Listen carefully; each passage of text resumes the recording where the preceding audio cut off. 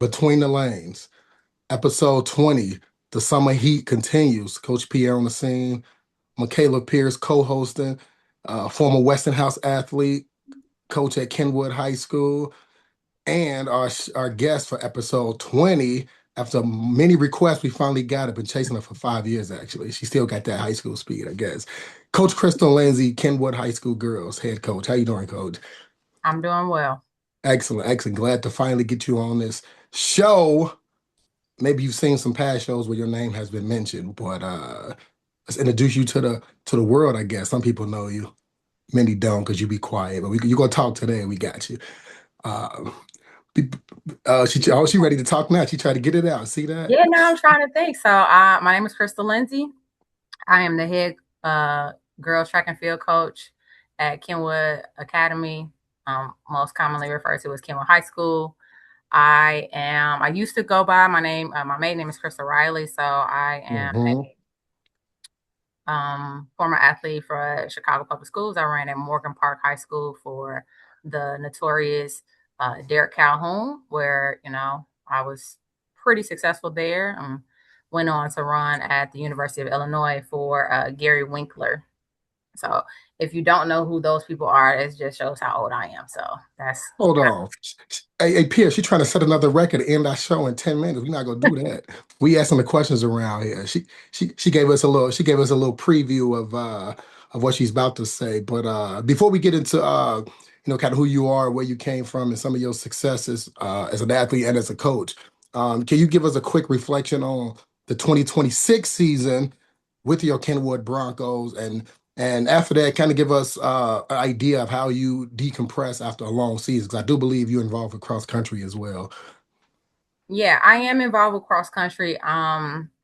We have some other coaches that pretty much take the helm on that, like our middle distance coach. His name is Jeffrey Bryant. Um, he is a recent transplant. We got him. We want Mm, to thank Lane Tech for that gift that we have in that. But uh, the 2026 season, like all high school track seasons, was a long one. It mm, had, like especially when you go from cross country, you have that short little period of rest in between, but you try to utilize that to as an off season for track and field. So for some athletes, it feels like it never stops. But 2026 for Kenwood was a lot. Uh, we came into the season with some really high expectations, um, but it didn't. If I'm being honest, it just didn't go how I wanted it to go. Like it was probably one of the more disappointing seasons, and no fault of the athletes, but just we Kenwood had some renovations being done at the same time, so we didn't have a weight room all season, which was different and new. Um, we had some issues coming up just culturally within our program. We had prom and state, and so mm. now we're at a space where prom is similar to like it's a huge undertaking for kids. Like it's something that is celebrated a lot, and they think and they idealize it. So by it falling on state, I I made the tough decision early. Like my seniors kind of started pulling away, just because they had to try to conceptualize whether they were going to have the agency to do both. I was always offering that because I think that it's worth exploring if you want to try it. And it just looked like it wasn't going to work out for us that way, and so we made the tough decision to part ways with some pretty strong competitors. Like, and you always tease me. You give me a hard way to go because you're like, I don't know who that kid is. I don't know who Exactly. the kid is. And there's some good and some bad, but like I feel like Kenwood is a school name, and I think that when teams know that Kenwood will be at a track meet, they know that they're going to have some start competition, whether they know the names of the athletes or not. And Mm, so, but to answer the question, it was a tough year, but it really re-energized me into what we need to do, some things that we need to focus on, like how to prevent some of the injuries that happened to the kids that were on the team, because we had different injuries. So, in a way that if we had four people with shin problems, we know it's the training. If we had three hamstrings, it's the training. But if you got a foot here, a hamstring here, a hip flexor there. You got to look at what are we doing and how can we make sure that we're preparing these kids. And when we Hmm. stop and you say, man, as much as we try not to like think about the weight room thing, we're excited to have that weight room that's been floating on the internet. So That's right. that's I saw that. Like, I mean, I need a free guest pass too to get some bench press. I might throw the shot put in one of these master meets in 10 years. We'll see. But it's definitely a nice weight room. Somebody's jealous. I know we are. You Chicago native, South Side, correct? Born and yeah, raised? Excellent. Good. absolutely. She told us she wasn't the north side up here. Stop playing with us. See? Please, okay. Yeah, so we as I mentioned, you've had success in the coaching ranks as an athlete, and let's pick that into that a little bit and see what it took to get you where you are now. Go ahead, Pierce. Yeah, so besides like track and field, growing up, what other sports were you involved in or that caught your attention, or was it always track and field? Oh man, no, absolutely not. So as a little kid, I did everything. I was literally like outside, like I'm a millennial, like I'm an older millennial. So like I was outside all the time. Like one of my earliest sports was tumbling, not gymnastics, but tumbling. And Mm, I was a pretty good tumbler in the way that, I think one of the highest finishes I had was like sixth in the nation at like my skill level at one point. And I didn't know what that meant until I became a track athlete and looked back at one of the trophies. I was like, dang, I was good. But yeah, like so I tumbled, I played volleyball, I played basketball. Um, and then every blue moon I would run track. So I ran track because I knew I was fast.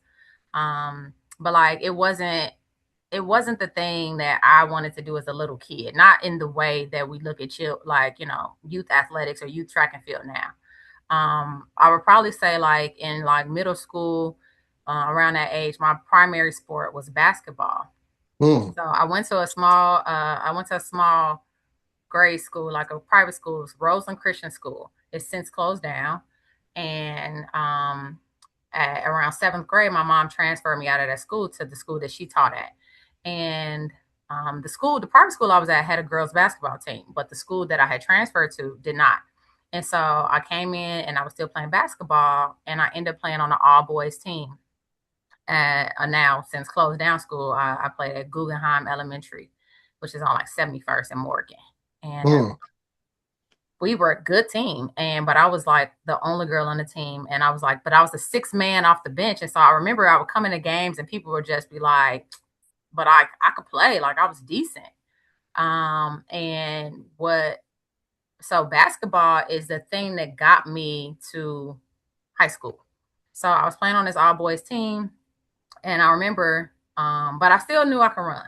So I remember one day I was at home, and this is when the state meet would come on like a little local channel. So the girls track and field state meet would come on a local channel. I remember sitting in my room, and it was on. I was like, I could go there. I will go there. I will run track there. I wasn't even running track at the time. I was like, Mom, I want to run mm, track in Morgan Park. And so my mom was like, okay. And so she wrote letters. She wrote letters to the girls basketball coach and wrote letters to Calhoun, and who was the girls track and field coach at Morgan Park at the time. And the basketball coach was the only person that responded. And so the basketball coach came out, saw me play on an all boys team, and they kind of helped ensure that I got to Morgan Park, which Morgan Park was a very different school at that time. So it mm-hmm. was kind of like, it was one of the more coveted high schools in the city. And so like it was like, all right, cool. Everybody in my family went to Kenwood, but I went to Morgan Park because they had the sports teams that I was interested in. And I got to Morgan Park. I played basketball for maybe like 2 years. But the funniest story is when I got to Morgan Park and I was playing basketball, I didn't try out for the track team. I was like, I didn't know when tryouts were. I had just missed it. And so I was on the basketball team. And because I could jump really well, I was playing out of position. But I would always like turn my ankle because like I weighed 114 pounds my freshman year in high school. I could not box out the people in the post. Like I can jump, but if I can't box you out, I'm not going to be in position to get the ball. So I would always land on people's feet. And it was bad in that way. And so on this particular day, I had turned my ankle and I was hopping from the gym, the old gym in Morgan Park, if you know what that looks like. So I hopped Yep. down the hallway and I went to the water fountain. The water fountain is in the hallway where the girls track and field team was practicing. And so Miss Dawson, or Monica Dawson, who has since passed away, saw me hopping down the hallway. And she was like, "You want to run track?" And I was like, all right. She was like, all right, well, when the season over, then come see me. And that was it. And so I was like, cool. Because in my mind, I had planned to run track, but like I just didn't, I didn't even know I had missed the tryout. So basketball season ended and I just showed up at track practice. That's And perfect. go ahead. Hey, what you got it? go ahead. No. I just want to know what you mentioned previous track experience. What was going on back in Chicago? How did they kind of do track then? Did you do like a field day or something to that nature, or was it actual Yeah, like leagues it's to the so park or something to that nature? man, so like at the private school that I went to, Roseland Christian School, they had a track program, like they had a track team, right? And I had participated in a handful of track meets, like, and I remember my PE teacher taught me how to do like triple jump in grade school, Oh, like in seventh grade. Yeah, so I learned how to do triple jump. I learned how to do high jump. Um, I was a busybody. Like my mom always say I was hyper, so I was a busybody. I would like set up stuff in the alley, and I taught myself how to hurdle. That's what I said. I was like, I used to just be jumping over massive mounds of stuff. But other than that, I ran like one other summer at the YMCA. Okay. And so my birthday though is in December. Shout out to all the Sagittarius. Well, most of the mm. Sagittarius. Y'all know who I'm not talking about. All right, so Santa uh Claus. I don't know who else birthday in December. Santa you Claus and know, Jesus. it's I don't know. yeah, so needless to say, I had that late birthday and it kind of like it's the good and the bad. So I'm running against people that are older and bigger than me. And like I was like missing the cutoff because I was younger and smaller. And as it turns out, so like I just didn't really worry about it too much. It was like a handful of like little USA track and field meets. Mm. I was older than everybody else on my team because of the way my birthday fell. So I wasn't on the relays and I was falling short by like fourth place. I was missing, the opportunity to go on to regionals and stuff, but I didn't really worry about it because like I said, at the time I was still tumbling and all that other stuff. So track and field at that time, it was like nothing. You literally like it was like the YMCA Striders, the Zephyrs, probably, maybe. I don't know. Like I don't remember at the prior to high school, I know what it looked like, but like I don't remember what it looked like prior to high school. But at high school, it was still just a handful of teams. Yeah, that's it. Too bad they ain't had a Southside Track League, but that's another story. Go ahead, Pierce. I know that you mentioned triple jump and high jump, things like that. Can you let the people know what events you actually did at Morgan Park as an athlete? All of them. All of Give them. us some of your favorite. Give us some of your best So events.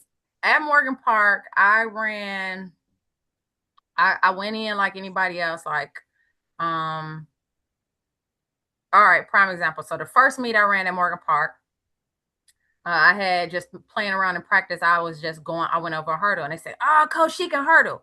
And so, but I had just got there and we had a meet. It was at like Thornton. And he enters me in this track meet. I didn't even have shoes. I was running in like the classic Nikes, like the like Cortex Yeah. joints. I ain't having no spikes, but I think Thornton didn't have I couldn't wear spikes anywhere. So I just like these look like track shoes to me. And so he entered me in all the exhibition races and I ran faster than the people who was running in the open races. But this was only freshman me, so I wasn't coming in smoking the dogs, right? But from that meet, my next meet was an overnight meet. And that was huge because I was the only freshman on the trip. And I did long jump and triple jump at that meet. And so that's all I did. And for early on, I was the jumper, right? So I did long and triple. He taught me, I learned to hurdle going in. So in the middle of that year, my first hurdle race was at East St. Louis. Oh boy. And yeah, I ran the hurdles my freshman year at East St. Louis. And I was killing them. and I hit like the eighth hurdle and I went down. And at that time, I had a real hot temper. And so, like, I went off, I was mad. I crossed the finish line and was a real bad sport about it. I was like just fuming, right? Because I was winning this race. I knew Jackie Joyner Kersey, who at that time was like the hugest icon in all of track, Mm-hmm. was just up there looking at me in the race Yep. that she runs, crash out. Like I crashed out because I was winning and then I wasn't. But from that point, I kind of knew that I was a hurdler. So like I didn't do too much more hurdling that freshman year. I kind of got back into it going into my sophomore year. So by sophomore year, I had pretty much had solidified myself as a Jordan Ham type of athlete in the way. Like I did all individual events. I did the 100 hurdles, the 300 hurdles, long jump, triple jump. Those were the main events I did most often. I would play around with high jump every now and then, because I could jump, but and it was a luxury. Like if I ran a relay, man, it felt like it was it was like Mm-hmm.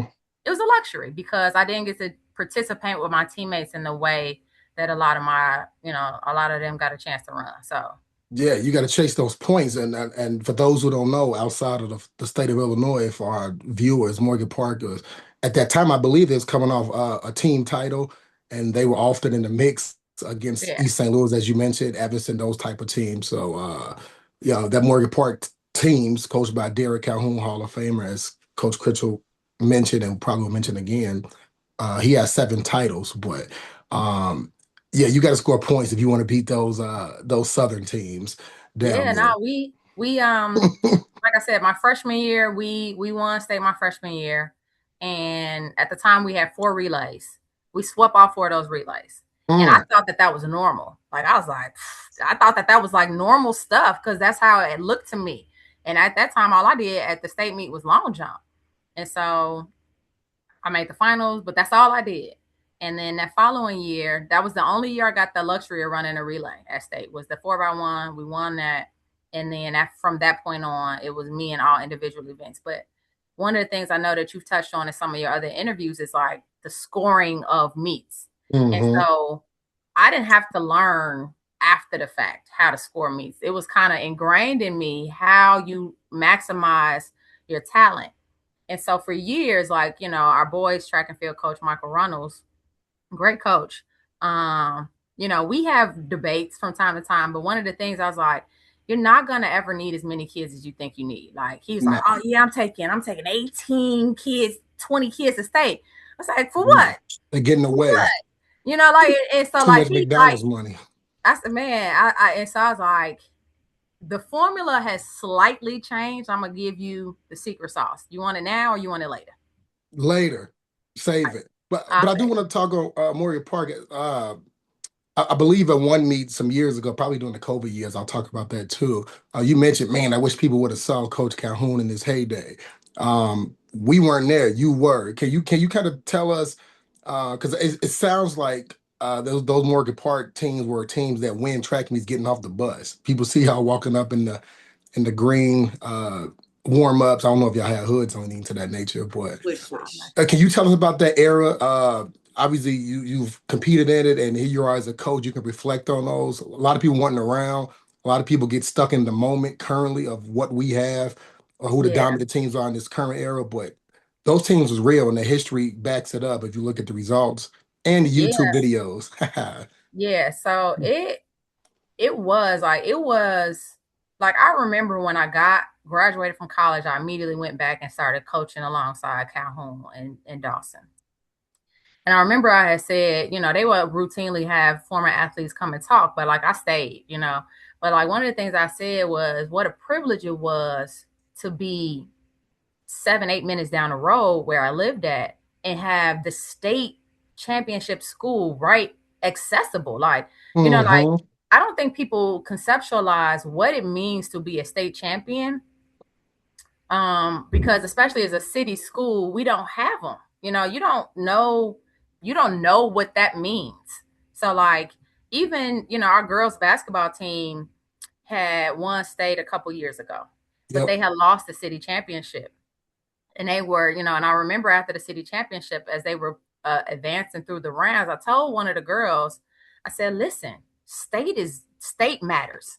I said, city is cool, but city and all these other places is just their conference. I said, yeah, ours is bigger, but I said, state is a huge deal. It means you are the best amongst the whole state of Illinois. And that's a big state.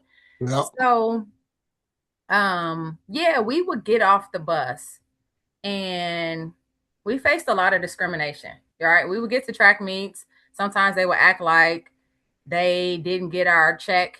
And if you know who Calhoun is, he had the check in hand, and he didn't play Yep. those games. It was like he always anticipated discrimination. So like Multiply he would crew. have it, he was calling and checking all of the things. And so we would get to track meet super early because it was like he wanted to make sure that we had time to prepare, to warm up and all of those things, but also just to kind of mitigate any nonsense that we might deal with. Sometimes we'll get to meets and they have put us in all lane 1 and lane 2, or because there are no FAT timing, so the seating isn't really yet. So we would get to meets, or we'll be, like, oh, they would put us all in a heat onto ourselves. It was like, you're not racing our kids. So we learned to overcome a lot of adversity early throughout the whole year. We dealt with that kind of stuff. Like, we learned to run perfect races because if you step on that line, they DQing you. If you bump that kid, they DQing you.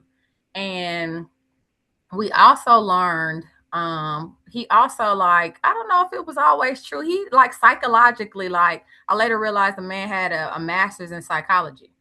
And so I thought about all the times that, like, he had us, like, he was like, yeah, that team over there is recording you guys. They know your whole lineup and stuff. Like, they're recording your warm up. And it was like, maybe it could just be a random man with a camera. And he was like, so and so, that's so and so's team, and they're recording you all, and they want to know, they want to make sure. And if it kind of created this, like, us against everybody. And it was like, and the funny thing is, we were okay with that. And so I think that now in today's culture, it's sort of like how people say Michael Jordan and them hated all their other, they didn't mess around with Detroit Pistons, and like the rivalries were real. Our rivalry that we had with Evanston was real. Like, it was so real, in fact, that, like, you would become an adult and you would still kind of sneer when you would see them. So like, and so now when these kids are all trying to join up over the summertime, it's very LeBron-esque. It's very like weak. Hey, stay away from Goat James now. Cut it out. Yeah, it just, so like, if you're trained up in a school of thought, like, you look at certain things, you're not okay with it. And then, you look over and you got random kids in your camp, and you're like trying to figure out, like, what are y'all doing? Why is this kid here? You have to I race hate her that. in 14 minutes. Yeah, everybody is friendly. I can't deny that. Yeah, I don't like, and that's not to say that, like, there's a time and a place for that, but yeah, after I beat you. Yeah, after I beat you, like, Yeah. way after, like, after I've beat you for 4 years straight, and then we go to college and you're in a different conference, and maybe we could be friends then. Or like, I beat you, like Coach Pierce, prime example. Like, one of her good friends is Kelsey. Kelsey ran in Morgan Park. Like, they weren't friends while they were in high school, because how I felt and how I was trained up is how I had the Westinghouse program. And so, they knew who certain people were, but they weren't. Pierce, you can. Yeah, no, we was not buddy or anything like that. We did become, I guess you could say, friends or besties until college. Literally, twos on the same team. Yeah. Yeah, that's funny because a lot of this stuff is making sense. You mentioned two things. You mentioned the lane draw. Again, you used to bring your Kenwood teams to my St. Rita meeting. He's like, "Why be in lane 1?" I'm like, "That's where the seeds at. Get me out of lane 1." I was like, "Come on, it's a quad meet. Put it in 2 or something." And then I crossed paths with one of your former Morgan Park teammates, Shanna Pickett, and we were just talking about her high school days, and mentioned like, "Hey, who's some of the people that your rivals? I don't know none of them. They in the back. I don't know none of them. I ain't friends with them." I was like, "Oh, now it Just makes name sense." them. I can't give you too many names. Just some names Just that like stick they in the out. back.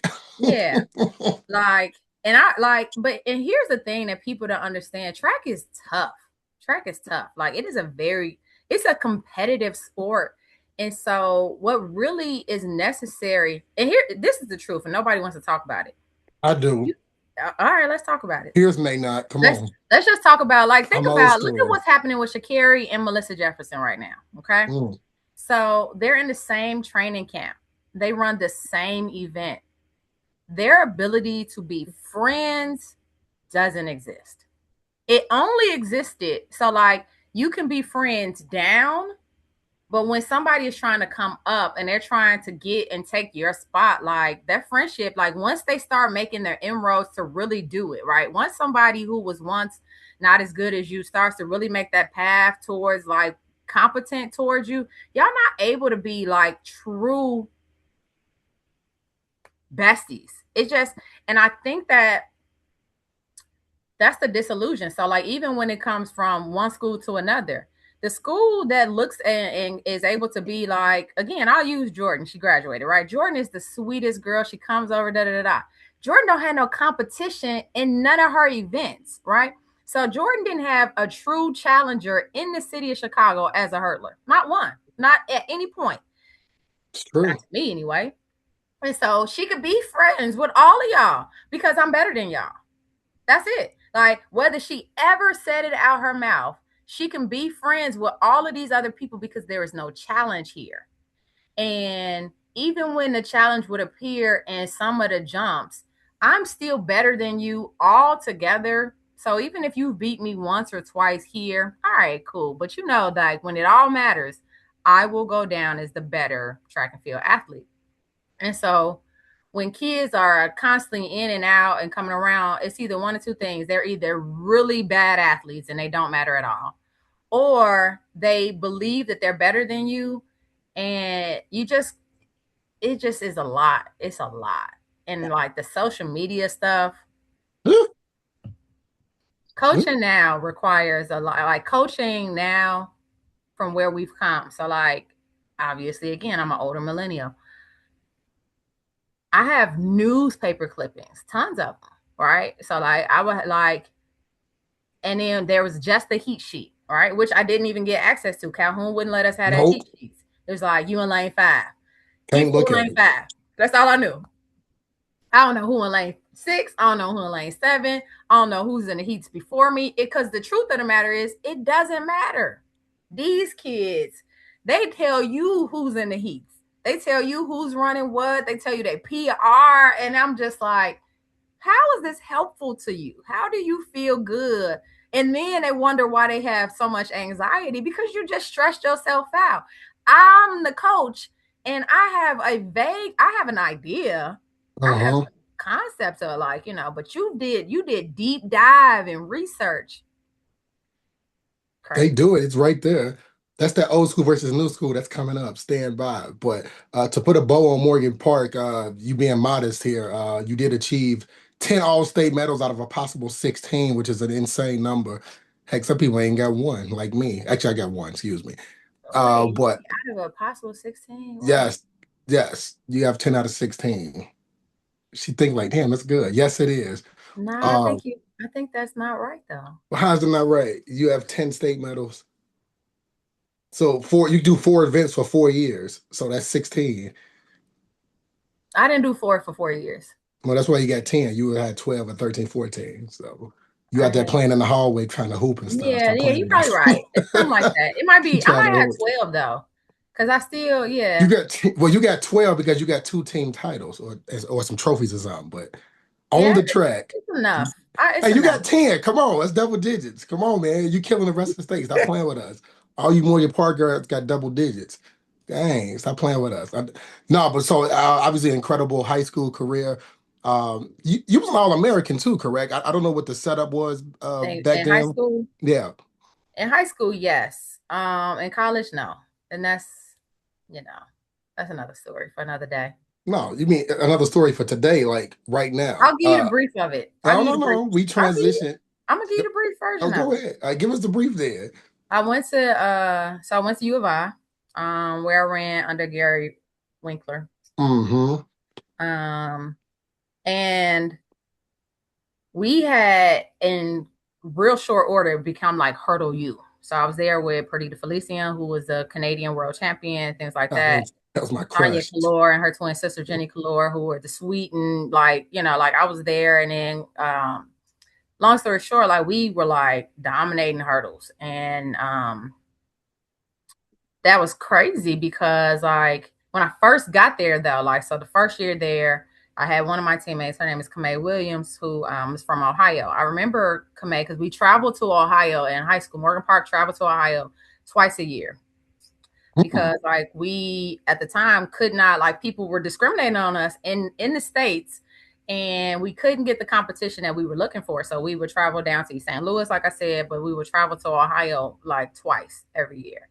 And there was where I first ran into my, soon to be teammate. And, she was like whooping my tail. Like she was like whooping my butt. Her and then another girl, her name was Donica Merriman, who went on to go to Ohio State. They was just like dog. Ohio is full of dogs, okay? Mhm. In track and field. And so that's why we would go there. And when I became teammates with her at U of I, like I remember going on my visit and all of the things, and she was like, "Yeah, no, I remember you." And I'm like thinking, like, "Oh, okay, you saying that," but you was like tearing me up. I don't remember people I beat, so I doubt you remember me, but whatever. It was like good to hear. And when I got there that first year, I was like, nice, because she wasn't having the best transition to college, and I was like, nice. I came in, I was immediately scoring at the Big Ten meet. And then in the middle of that year, Perdita came. And so she didn't run indoor. And so, like, indoor wasn't her thing because, like, her block start wasn't that and mine was nice. And so, like, I remember we would go, like, we would be right together at practice. But our first outdoor meet, this girl smoked me, like, dogged me dirty. And I was like, yeah, Lee. And it was such a shock to my ego, right? Like it was a huge blow to my ego. And then the very next year, then we got these Swedish twins come in and they dogging me too. And I just like, I had like an identity crisis in the middle of my college career. Like I just kind of couldn't recover from the fact that like, and I think this is something that happens and we don't talk about a lot. Like track and field is an international sport. Mhm. And the U of I program right now is full of international athletes. Like we had just those, we had four, but like no, we had more than that. Like it didn't feel as international as this team looks, but now that I think about it, like me and one other girl, a couple girls here and there were the only Americans on our squad. We had, we had some Jamaicans, we had somebody from England, we had the Mhm. Swedish, we had the Canadian, and it was just like as an American athlete, and then you think Chicago is such a large space. Like you think of Chicago as a South Sider, and you just think Chicago is the world. And then you successful, you beat a lot of people in your city, and you beat up on people in your state, and Mhm. you get to college, and nah, you ain't nice like that. Like you're not nice like you thought you was. And I wasn't mature enough. I also went to college at 17. So Ooh, welcome to the yeah, I spent club. the whole first semester at college at 17. I turned 18, December, all of that stuff. And so like I wasn't mature enough for the type of training I was getting. Cause I just thought I was like, man, he don't know what he's talking about. I was an egotistical mess in high school. I mean in college. Because Derek Calhoun kind of ruled with like an iron fist. Like the man never cursed at us, but we felt in place at all times. Like he made sure that we did things by a certain standard. And college was a lot more free, and so it felt like my college coach didn't know what he was talking about.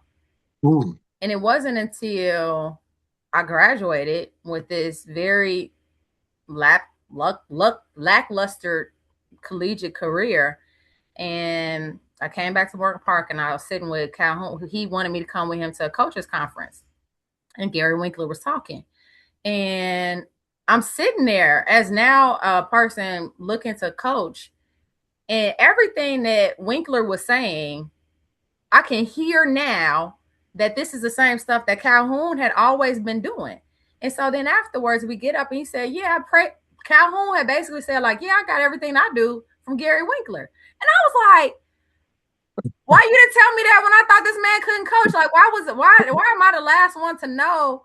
It's just like it was presented so differently, like the actual X's and O's, because I didn't struggle with the transition. That's why I was able to run well early, because I didn't have a struggle period transition wise. It was really just adapting to a different the motivational piece, the like expectation piece, the maturity piece. And so yeah, I didn't know that I was getting I was getting the actual genesis of the training was happening at the collegiate level. I just never knew it. It just felt so different. It was presented so differently that yeah, I always say, I'm like, I let my ego destroy. I was an All-American in 5 different events out of high school, and I was never an All-American in college. And so, like, that's some sombering stuff right there. It sure is. I trust me, I know that feeling. After 2 years, I'm done. I kind of transitioned to other things that ruined my collegiate career. Then I got into coaching. Yeah. So, you learn a lot. You learn a lot. Like, you learn a lot through your failures. And like, really, college athletics for me was a failure. So people are like, well, you don't really talk about it. Yeah, I didn't do great. Like, it was a disappointment for who I had been going into it. And all of that. I actually just told a story to a coworker of mine about, some of that technology I was being introduced to in college was like brand new, like, like the force plates. Gary Winkler had a force plate early. And I remember we was doing like this plyo testing, and this man had me jumping off the top bleacher in the armory onto this plate. And like all my teammates had long left, but I'm still going up, like, like you would be done testing when your numbers would go down. But I used to jump off the garage. Like, I would go climb a tree and I would jump off the garage. And I know some little wicked stuff. I would have other kids climb the tree and jump down. I would do it first. And I'd be like, come Oh on. no, never go first. It's easy, but I would go first. And so they saw it. And they were like, and I had a cousin, and this man almost killed himself trying to do it because I knew he didn't have it. But I say all this to say that I was doing these tests, and then, like my college coach, like afterwards, like I just kind of eventually just like fizzled out, right? I was a disappointment to him and to me. And I remember one time he was like, you're just like, he was just so mad because like my testing number said I should be this. And I just wasn't. Like, I didn't because I wasn't putting in the work. I didn't trust the coaching. And yeah, it's just like, man, I was being exposed to like groundbreaking technology, groundbreaking coaching, the place that my coach that I have all this reverence from. And I just squandered it all. So yeah. You don't hear me talk about it. No, we like it because it's still true today. Kids are like that. We see, elite kids, state record holders, whatever, go to college. It just doesn't work out. We probably could name a few kids from recent memory, boys and girls. It just happens. It is what it is. So, what you got for us, Pierce? You're kind of quiet. Yeah, I was gonna say, so let's transition a little bit into just talk about college. When did you know that you wanted to start coaching, or when did you start coaching? I kind of started coaching while in college. So I would come home. So my first summer home, I was still able to compete at the junior Olympic level because I had gone to college so young. So I came home and I did U20s and things like that. And then I had also went on to do the junior Olympics. But I got all this college know-how, right? And so Alexandria Anderson was was either in 7th or 8th grade at the time. And her and ATN Chaplin, they were both, who went on to run at Arkansas. They were in 7th and 8th grade, and they were jumpers and things like that. And so coach would just kind of like go over there and kind of just work with them. And so like, I just, like the same way. So one of the things that I value most about Coach Pierce is she's come up through my system, so she knows what I know, or she knows what I expect, but she has her own take on things, right? And so it was the same thing, and that's why I like when people like. Why I've had my assistant coaches have been people that have been athletes of mine, Mm-hmm. but he would send me over there, and I would just like, I hear what he's saying, and then I just have a youthful, more.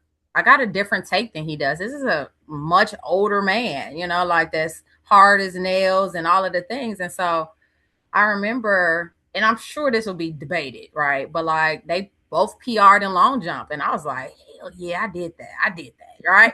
And so like maybe I did, maybe I didn't, I probably didn't, but I had my 2 cents on what little adjustment, and I liked how that felt because these were some great athletes, right? It was already apparent that these kids could run early, and again, as soon as I got out of high school, I mean out of college, I went back and was Mm. coaching. So and I was only 21 when I graduated. So like I didn't that's all I've known. So I did a little bit when I would go home over the summertime, just a little bit. Um, and then as soon as I graduated college, I was coaching. And so I coached off and on at Morgan Park until I got to Westinghouse. My last year at Morgan Park, 2 jobs had become available and they were looking for coaches. And it was a job at Orr and it was a job at Westinghouse. And How you leave Ori out there? I'm sorry. Go ahead. no. So listen, there were 2 coaching jobs that just came available when I was at Morgan Park, my last year at Morgan Park. And so Coach Calhoun said to me, he said, "Hey, look, I've been contacted by these 2 schools and they would like for you, these 2 schools are looking for basically they asked about you and they want you to consider them as a program." And I'm thinking to myself, I don't know anything about the West Side. Like, I don't know anything about the West Side. Like, I want to stay right here with you, Hmm. like with this team, because we had some talent on that team. And he kind of was like, nah, you gotta go because, he had told me pretty early on, he was like, you're a head coach, because we were starting to bump heads about different ideas. And he ain't having it. So it's just He like, tried to he tried to dump you. Like, get out yeah, of he here. did dump me. Yeah, He give you the did. boot. He's like you done. Like, and that's why I said I coached off and on there. Like I got dumped twice. Like one other time he was like, yeah, nah, this ain't working. And then I had kind of came back around with my tail tucked between my legs, and he's like, all right, come on back, and then ultimately, when the 2 jobs became available, he said, look, you can go to Orr. They got a brand new track over there, blah, Yep. blah, blah, blah, blah. The school is this, that, and the other. He said, but let me tell you about Westinghouse. He said, Westinghouse is a brand new school. They don't even have the kids in yet. So like they're gonna build year by year. And so you're not introducing any, like these kids come in extra green. All they'll ever know is you.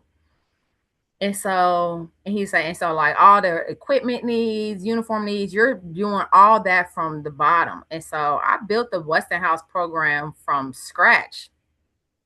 And I remember thinking my first year in, because we had just freshmen, I was like, "Are we gonna win state?" I was like, I was like, I was like, oh, it's a little bitty school. It's like 300 kids. I had some really talented kids. I was like, we gonna be in 1A. We gonna win state.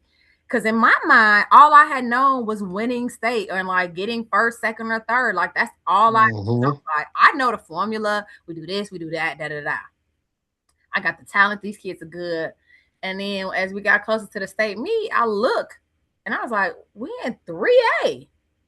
Cause they were like, oh yeah, but you got a multiplier because you get to. I said, what? So yeah, Yeah. Man, I'm disappointed you didn't take that or job. They've had 70 coaches since you told them no, but man. But Percy got there right after, like, so while I was at Westinghouse, I want to say that he was there at hmm. 4.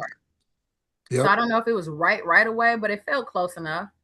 So Yep. yeah, I was at Westinghouse, and Dr. Jones, who was the assistant principal there, he hired me. Because So the legend goes that he wanted somebody from Morgan Park because Morgan Park had been winning. So here I was the somebody. And I remember he asked, he said, how long before you have a contender? And I said, I think I told him 5 years. Mm. And we actually could have done it in 3, but we had a scandal, a pretty substantial one that happened with some of our athletes, whereas one kid transferred, another, like we lost some kids because of like non track and field related, but just sometimes things happen at schools and it Yep. just can disrupt the whole team and the whole program, and that's kind of what happened. But so like it was probably on course to happen somewhere closer to like 3 years. But it happened more like 5. So I got Pierce in my 4th year. So she came in as a freshman. Uh-oh. Oh, Yeah. let me tell a quick little Uh-oh. story. Go ahead. Tell it. Spill it, Pierce. Spill it. Give us the tea. Spill it. Okay, I'll start from okay. So when I first met Coach, it was open house at Westinghouse. I wanted to go to 2 schools. I used to be scouting with my summer team. I used to be scouting, and Westinghouse and North Mondale were my top 2 schools. And I remember doing my open house at Westinghouse, and I walked into the weight room, and she was in there, and another PE teacher, Mr. Washington, was in there. And I just remember telling her, like, I'm gonna try out for the track team. Like, I'm gonna be on the track team. And Coach swears up and down that I asked her multiple times with our tryouts, just bugging her. And then I got to tryouts. And if you know anything about Coach, you go to race. You go put your money where your mouth is. I told her that I was fast. I said this and that. And Coach, like, if you on the team already, you go to race whoever just said that they think they fast. And you beat them, 9 times out of 10, you are going to be on that team. Or you go to something close to that nature. You're gonna have a place. So always be ready to race. Like, that is her number one thing. We could be out at a park or something. You walk up and you like, oh, I think I'm fast. Okay, you about to race Michaela right now there. It's literally how it goes. Like, show me. Yeah, no, we've had, so because of, and the funny part about that is, like, I do, like, she says, I promise, like, I knew that this girl kept asking me about tryouts because it felt, because she's so small, like, in the high school, at a high school, it's like you associate, like, kids should be this big. And I felt like this kid kept like tapping me on my shoulder or something, like I was at a grade school or something, like, excuse me. And she was so sweet. And so finally one day, and she was one of the few kids that wasn't in my PE class, so that was the other thing. And so, like, she really was not on my radar other than the few times that she would come and ask me when we were going to have tryouts, which is crazy because I have tryouts early in the year, okay? So, like, she better be able to run as much as she asking me about some tryouts. And so we get to tryouts. So by the time one of the last times she asked me, I remember I looked at her, like I genuinely like looked at her and I see like these little muscles and little calves. I was like, we might have something here. She looked a little mighty, like, like a little powerhouse. So we get to tryouts and sure, yeah. And similar to what Calhoun does, like I have everybody's tryout still. Like I can show you Michaela's tryout card. It's on an index card. It's got her name, it's got her weight, it's got her phone number. That's the same as it was back then. It's got all of this stuff. And she tried out on a really, really hot day. It was like 90 degrees on this day. And yeah, like if I got a kid that on doing the warm-up part, if they look like they kind of smoking folks, and I got a kid that has either gotten a little full of themselves, or if there's a kid that, yeah, like, oh, so-and-so don't have a partner to run with, go run with them. And I know what's about to happen. Or it's like, at least I'm going to get the best tryout from that kid because they're going to be racing because they're like, I'm going to prove that I deserve to be here. So that's just tryouts. But the other part though is like, if you miss tryouts, I miss tryouts. I got tons of kids on my track team right now that miss tryouts because, like I said, when I was in high school, I didn't try out for Morgan Park track team. It's like, folklore. I didn't. The lady said, hey, I see you hop all the way down the hallway on one leg because the other leg is hobbled. You probably got some skill. All right, maybe she saw, maybe she did, maybe she was just saying it. So that's kind of how I am.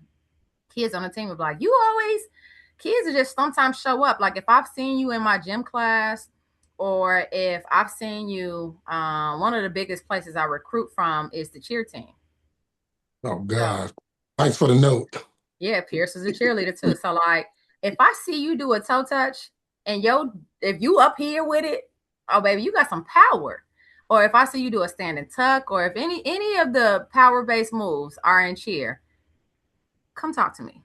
And Mm. so yeah.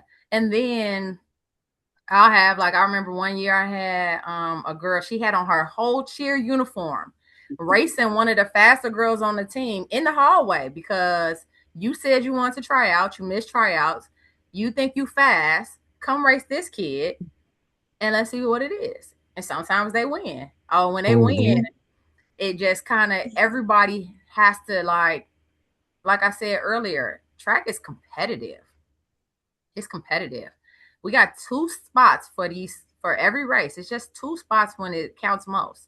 Yeah. And you got to be able to go at any time. You have to be the one. So even now I got kids. Kids get nervous. They say, "Oh, we got so and so gonna come this year," and they start. Now kids are a lot more aware. Hmm. Sometimes it used to be kids would get caught off guard. And so what you will see happens is a kid has kind of been the third fastest kid on a team. And the kid that's faster than them is about to graduate. All right. And they're like, all right, they finna go. So it's my time. And usually a lot of times it works out just like that. Sometimes, and what we've had for these last few years is that you don't know what you don't know. You don't know who's about to walk in this door. I don't always know who's finna walk in the door. And so you get a kid that comes in, like for example, like 2 years ago when and Chloe Gillard at the time, now Chloe Logan, Hmm. when Chloe came in, we had kids thinking that they were the heir apparent after, so and so, Asia Thomas and Jalea Shepard, when those kids Hmm. graduated. And then it's just like, nah, cause what is this? Like she walks in, she goofy and all of the things, and she immediately top 3 in the city. That's right. I'm like, Like who's what? that? Yeah, exactly. I remember you like, I was who like, show who me, is show this me this kid? Chloe. Who is this? I was like, please, Yeah. what's this? And so, or you get a kid that transfers in. We had, a few years prior to that, we had a middle distance runner that transferred in from France. Like, I don't know why God decided. He was like, you know what? From Let me do this. France. Yeah. That's the And international ILLINI stuff, full circle. man, she came right for real. She came in as a distance runner, something that we really needed, and it pushed that middle distance group. But it also, like, she had aspirations to come down to the 4, and so sure enough, that made that 400 group better. And now kids have seen, they've waited. They think they waiting in line. No, you ain't. You better keep working. You got to work Hmm. while you're in line. If you wait, you'll miss your opportunity. And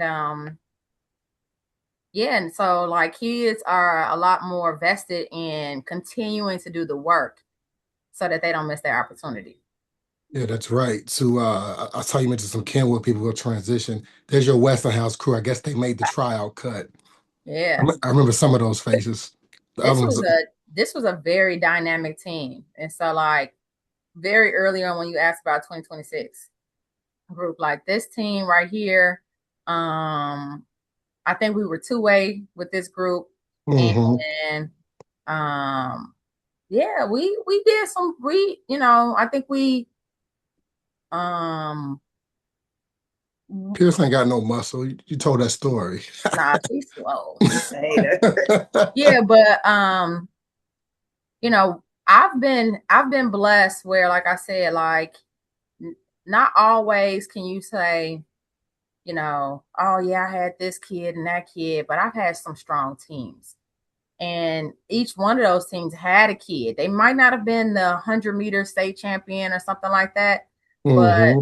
I know I saw in one of your other interviews talking about like the sectional meet, right? And like how we need to kind of put some we have to really think about the disservice that we're doing to our athletes on how we get them to the state meet, right? So as a coach, you have to fail. And the unfortunate part is the failures happen to the kids because as a coach, you're still learning things too. So I'll use an example I'll use Pierce. I think her sophomore year, she didn't make it in 100. Maybe was that your sophomore or your junior year? Maybe the junior year. Junior year, I think one of those years. But she had run junior year. She had run a 12-1 maybe 2 weeks earlier. And on the day of the sectional meet, we were at Concordia and it was super windy. And sometimes if you're sitting in the bleachers, right, you can't feel things the same way it is happening on the track. And at the time, as a younger coach, like I knew Calhoun is like, oh, you got to get on a games committee. Okay, cool. I'm on the games committee. But I didn't know that also as part of that I didn't recognize, like I said, I didn't know how windy it was down on the field. So it was super windy. We had a competitive enough sectional, right? So I had another one of her teammates, and it was a St. Ignatius girl or something like that. And regardless, though, the wind was kicking butt, and she didn't qualify in the one. And it was just such a devastating thing because we didn't flip the field. And I remember thinking, so like after the fact, I was like, now I'm like, damn, we should have flipped the field. We should have flipped the field. But it was just like, it wasn't until, I started looking at other stuff and I'm like, oh my God, it's windy. It's, like, and I think maybe she had come up and she was like, it was windy. It was like the wind. And I'm looking at the time and, and so how, now I look at this year and I had one of the best jumpers in the state. But it was cold on sectionals. Like, it's a freshman. The girl can jump. Kanaya Foster remember the name. The girl is talented, okay? But it was cold. And she's still a freshman. And she's trying to qualify for her first meet ever. First qualifier. And it was cold. We on the St. Ignatius pit. And, we're just trying to get through it. And, she's trying to and then they moved the sectional the qualifying standard had just got I felt like when I looked at the standard, I was like, dang, when did we do this? You guys, because you could tell me if I'm wrong. They do this qualifying standard based off of what happens at state. Am I correct? Yes, the previous 5 years. At the state meet, though. Yeah, like the 14th finisher or something to that nature. Something like that. Yeah, but what has to be understood about the state meet is that the competition is all there together. So they're pushing these times and these distances out of each other at the meet itself. And then in addition to that, it is a week later. And at a central location. And we haven't had too many cold state meets. We've had windy or rainy, but still not cold.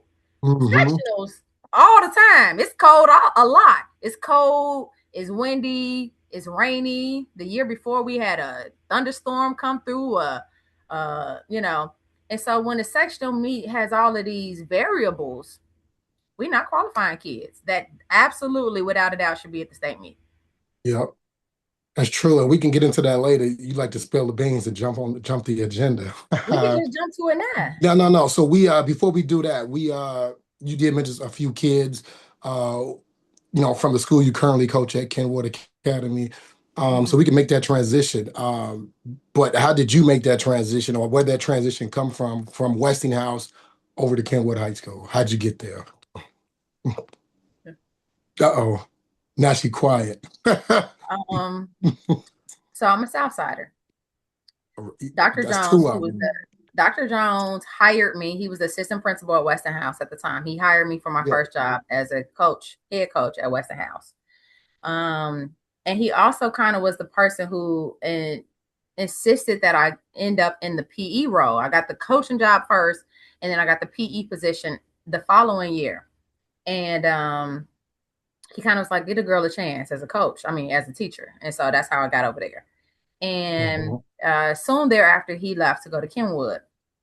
And I always knew that was an avenue to return to the South Side. But there was a point that I was like, Calhoun's getting up there. I'll go and I'll take over Kent Morgan Park when he's ready to retire.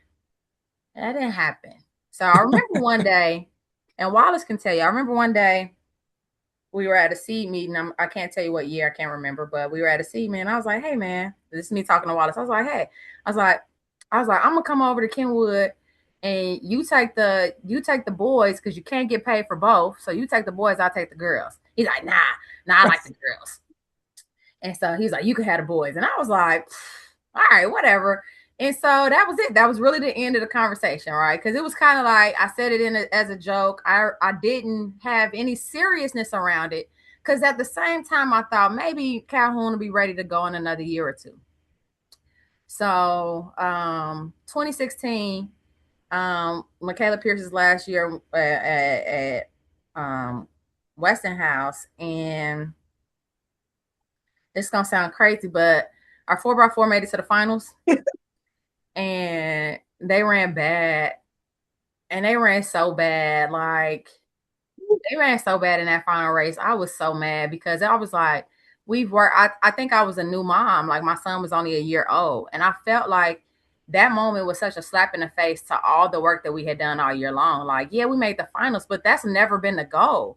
And so, like, they ran so bad and I was so mad. And I just was like, man. And I remember I told Pierce, and I was like, cause she had gotten hurt. She had a hamstring injury. And I was just like, I was devastated for that because she was supposed to be the state champion in the one. And it was just like, and then these kids get out here and they run like this. And I think, if I'm not mistaken, yeah, that was the same year I had another kid on the team whose mom had passed. All right, was that the same year? So Jamaica Leverston, her mom passed at the week of the sectional meet. And she still came to the meet, and she still was like, and I was like, what are you doing? And she's like, this is gonna help me kind of process it. So I'm like, okay. She comes down to the state meet with me, helps us qualify for the finals.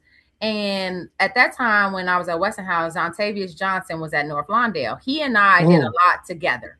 So it was like he was my, male counterpart. So even though North Lawndale was a rival school, we did a lot together, our two programs. And so they had prom or something like that. And so I said, hey, can Jamaica ride home with you all home with your girls to go to her mother's funeral? And so, yeah, absolutely. Cause he knew her. It was understood. And then these kids got out there and they didn't run good. And I was hot. And, I was like sad. Like, I'm at home. Like, I got a picture where I'm like on my back porch and I'm just like, I was so hurt from that year because we were supposed to have all of this stuff. Right. And so, like, Michaela got hurt. That just crushed my heart. And then the kid that, like, I had a death that we, we had done, people had made sacrifices. And like I said, I was a new mom. I'm only been married for like 2 years at this point, and I put all this time in, and y'all just playing. So we drive back, and I had told Michaela, I was like, I'm gone, I'm leaving. She's like, no, coach. She don't even be talking. She like, no, coach, don't leave them. She like whispering it to me as I'm driving the little van. She's like, don't leave, it'll be okay. And I'm like, no, I'm gone. And a couple weeks passed, and I had calmed down because I was like, I ain't finna leave them, because I still had of that picture you showed me, I had lost like the 3 seniors, but I still had as we call them, even to this day, the juniors. And it was a lot of them, and they were good, even though they had just sold that relay, right? And so I calmed down, and I was cool. I was like, I ain't going nowhere. I'm not leaving these kids. I'm just talking. I don't even have a job over at Kenwood. I'm just running my mouth. And our AD at the time came to me, and he's like, you out of here, huh? This 2 weeks later. I was like, what you talking about? He said, Dr. Jones, the now principal at Kenwood, sent out an email saying that he needs a PE teacher. So he was like, you gone. And I was just like, what are you talking about? He was like, you finna go to Kenwood, ain't you? And I had never shared to him. I was just like, when I was mad at the state meet, I was just running my mouth to the kids. But it was just like I said, after the couple weeks had passed, I had calmed down. And when the AD is saying out, like, he was like, yeah, I know you, because he knew I was a South Sider. He was like, you finna leave, you finna go over there to Kenwood. And I was like, I had stopped thinking about it because it was never really real. But when he just came to me with such certainty, it made me nervous because it felt like it's time for me to go. Mm. So I knew, and like I said, my son was young. He was like 1 at that point. And so I was like, well, I'm gonna just go ahead. I'm gonna go talk to Dr. Jones, see if this is even a school I could work at. And if he will allow for me to coach this group of juniors, rising seniors for this one last year, then after that, I'll just, maybe me and Wallace, who was at Kenwood at the time, Philip Wallace, now the Whitney Young coach, was at Kenwood. Me and him can come to some understanding. But the other part was, I was like, I'll just take a break for a while because I'll just, spend some time with my family. And Dr. Jones did. He agreed for me to not have to teach the last period of the day. And I taught at Kenwood, and I finished my last year coaching at Westinghouse in 2017. And then I called myself taking a year off, something like that. And yeah. And not long after that, Wallace got the opportunity to go to his alma mater. Mm. He took it. So Those Kenwood days. I do remember putting an article out, about you making that transition. mhm. I actually wasn't aware that you was commuting from Kenwood to to Westinghouse. Um, Man, that West Side. I'm not a big West Sider either, but somebody in the Please, chat is. please. And that's quite a commute after a long school day to going into the West Side dealing with Pierce and her crew. But that's Now good. Pierce was grown. Pierce was at Bowling Green at the time. So like I had the other ones that were left on that. But they, and I feel like it was the first year that I wasn't in the building at the school that I taught at. So I've Mm, always taught at the school that I work at. So I think that gives me an advantage over some coaches. It's a lot of coaches now. definitely does. But I know that one of my current athletes, Camden Redway, when I talked to her mom about her coming to Kenwood, it's like, listen, I'm in that building, and my ability to kind of keep tabs on her or any other kid and just kind of what they're dealing with on a day-to-day basis, to touch bases with a teacher, I said, I'm there. And so it's just, there is something very different about how I'm able to cultivate the culture of our program by being at the school.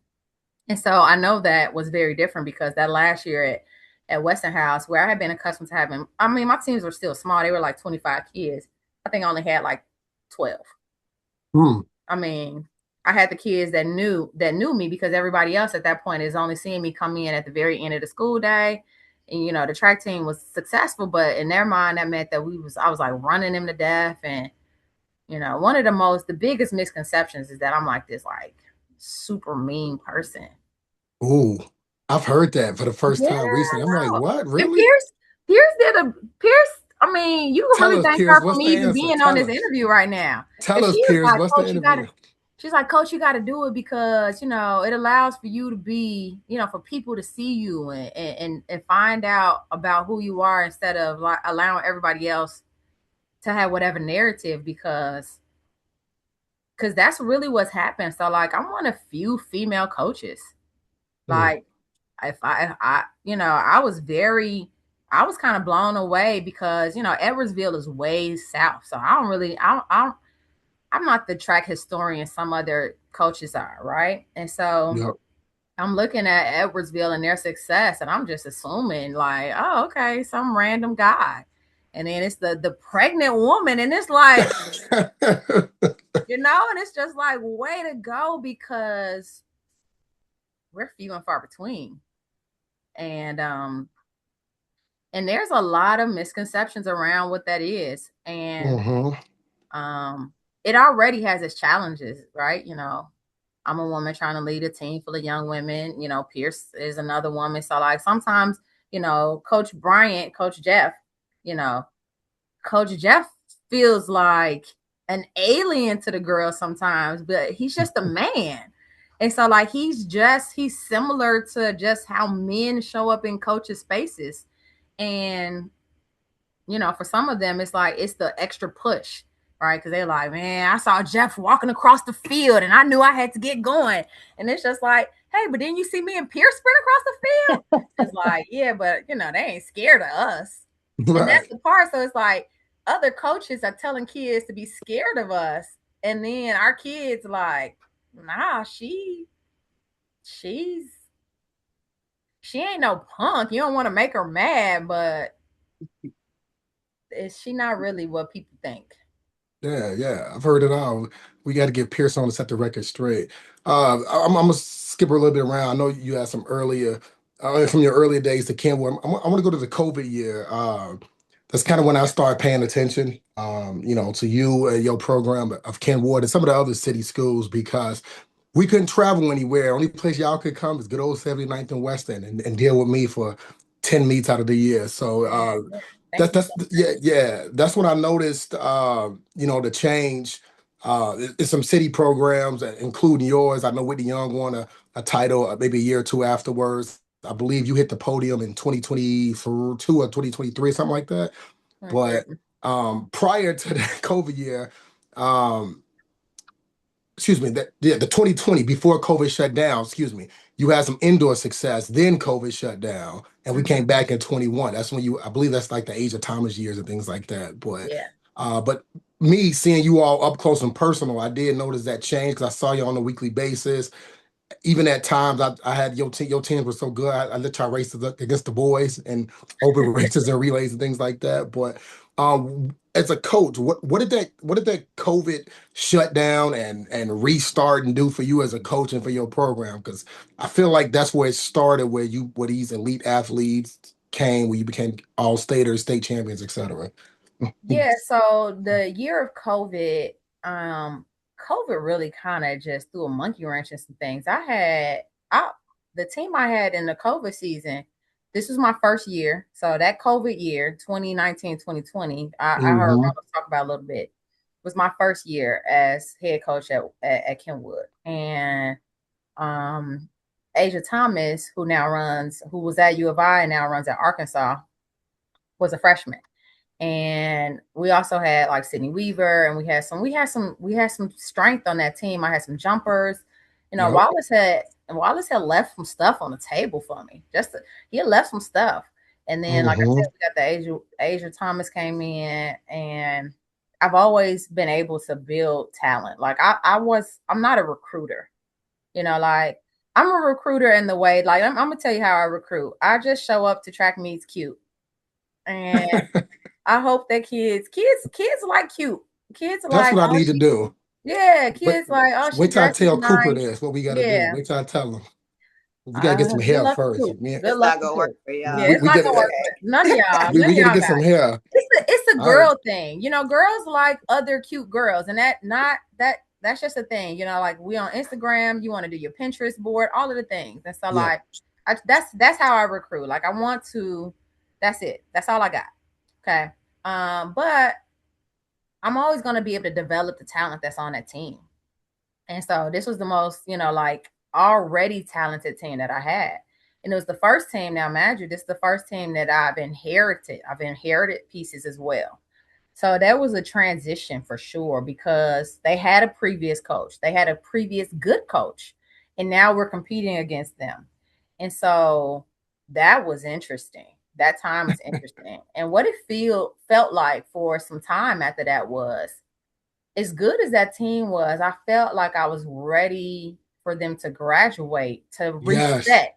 It was like I need to reset with all that they know is us, right? Me, my coaching staff, Coach Pierce, Coach Tab, who's no longer coaching with us, Coach Reynolds, who, like we do some overlap from time to time. I needed to reset the whole, previous administration, so to speak. And um it don't always work out quite that way because, Coop and Wallace they got the hammers. And the hammers are one of the bigger summer clubs in the city. And so the kids all want to run together. Every kid is like they get a powerhouse. And like I said, I heard you talk about like, the bullets. Like if we can create a bullets here in the city, we Mhm. could, We but should. We should. funny enough, at Kankakee this year, I had said to Wallace, I was like, "Come on, just come back." I was like, "We can rotate whose name is on the top billing." I Hey, said, come on now. He suggested it. He said he co-op with you. I don't know if you saw that episode. "Yeah, Because but both no of them. one would." I think IHSA would never under a 9 million. It'll never happen. I mean, you being class 10A with Yeah, Homewood Flossmoor. Sorry. it'll be the most fair chance we got against schools that got every resource available. Because Mhm. even still, even if you take the track that they have, or what is it, a square or something, they don't have a track. We got a three Uh-uh. lane 360. We still are under resourced to the suburban schools, Mhm. but it'll be about as close as we get to a level playing field. But I'm not interested in leveling. Like I want to do what I was doing as a kid. I want to beat programs that have all the resources, Mhm. because when you do that, you are undeniable. The reason why that Morgan Park team, many years after its last state championship or title of any kind, is because if you really think about the fact that we ran in a hallway all the time, like, and we were beating programs that had indoor tracks. And now it's the same thing. Like, so many more suburban schools are building indoor tracks. Like, it's like everybody's getting a field house and top of the line this, and to me it feels that way. So Yeah. even when I talk to college recruiters on the behalf of my athletes, I tell them, I said, hey, again, I'll use Asia Thomas. When she got to U of I felt like she was a little slept on. She was recruited there, yeah, but it's like, oh yeah, we'll take the best kid out the state. We'll take her. That's how I felt. Actually, And I can't disagree with that. yeah, I felt like that's I how. can't disagree with that. And I have mad respect for Smalls, who was doing the recruiting at the time, Giovanni Smalls. But when she got there and she started like shattering records from Hmm. Orlake and things like that, and Ashley Spencer and like some big names in track and field, she took Yeah. those records down. I remember feeling like he was like, well, we didn't know this was coming. And I'm just saying, I was like, the girl trains in a hallway.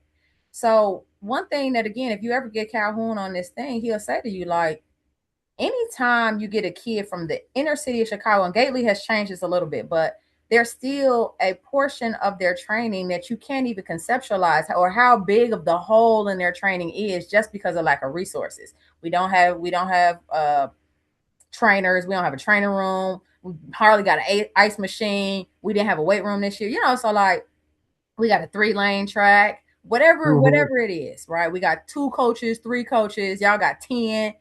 Green, hats off to Green. He got 8 coaches, man. That man he's got an embarrassment of riches, right? He's doing great stuff with them, right? They some fantastic, and they good coaches. He ain't got no bums over there. He ain't got a bum on mm, the squad. So I want to beat them. I want to beat them with my limited resources. yeah. And Yeah. so, because it's undeniable, and like I was saying, whenever you get a kid from the city of Chicago as a college coach, just knock the time off. Just take, if it's a short sprint, take 2/10 off. Just take them off, because as soon as Hmm. they get to train every day on a track, and they get to go to a trainer every day, they're gonna knock that time right off. And 2 seconds if it's a 4, like, you're gonna get the time. Just take it Yeah. off, because that's what's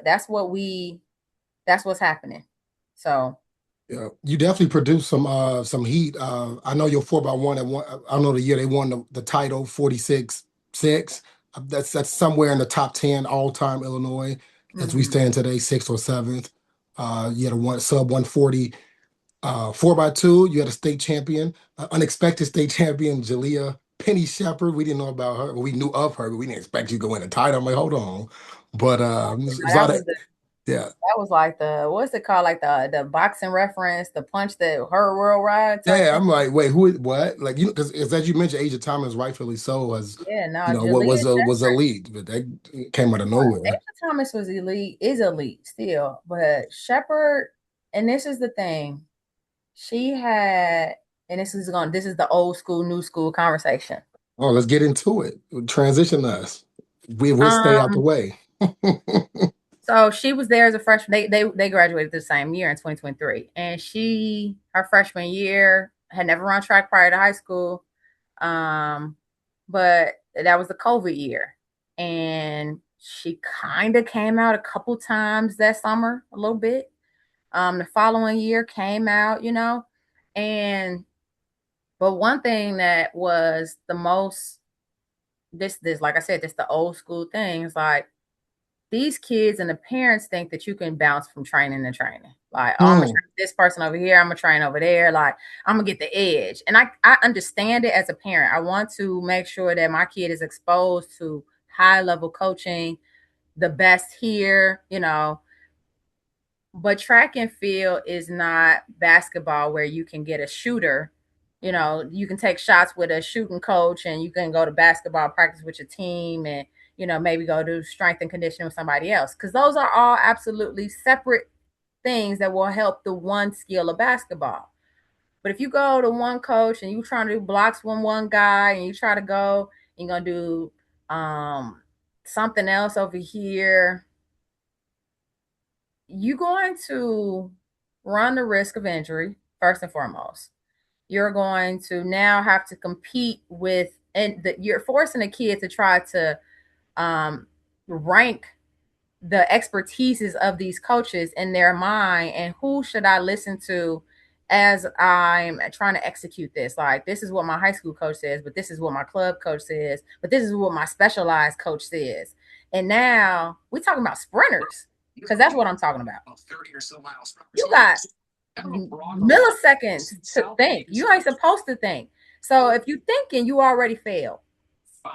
Shepard had one coach. Like, all she knew was what we offered. And um I think that like that then eliminated her need to overthink. She just had the training that she had, and the training was good. She got to train alongside Asia. She got to train alongside Kehlani, and they were all being pushed together. And I remember, and Asia probably hate me for saying this out loud, but I'm gonna say it anyway. Like, I told Asia would have a day, they were doing blocks, the three of them. And if they were close, she was like, "Oh, I had a bad day." And I was like, "No, they're not bad. They're good." "Oh, I had a bad day."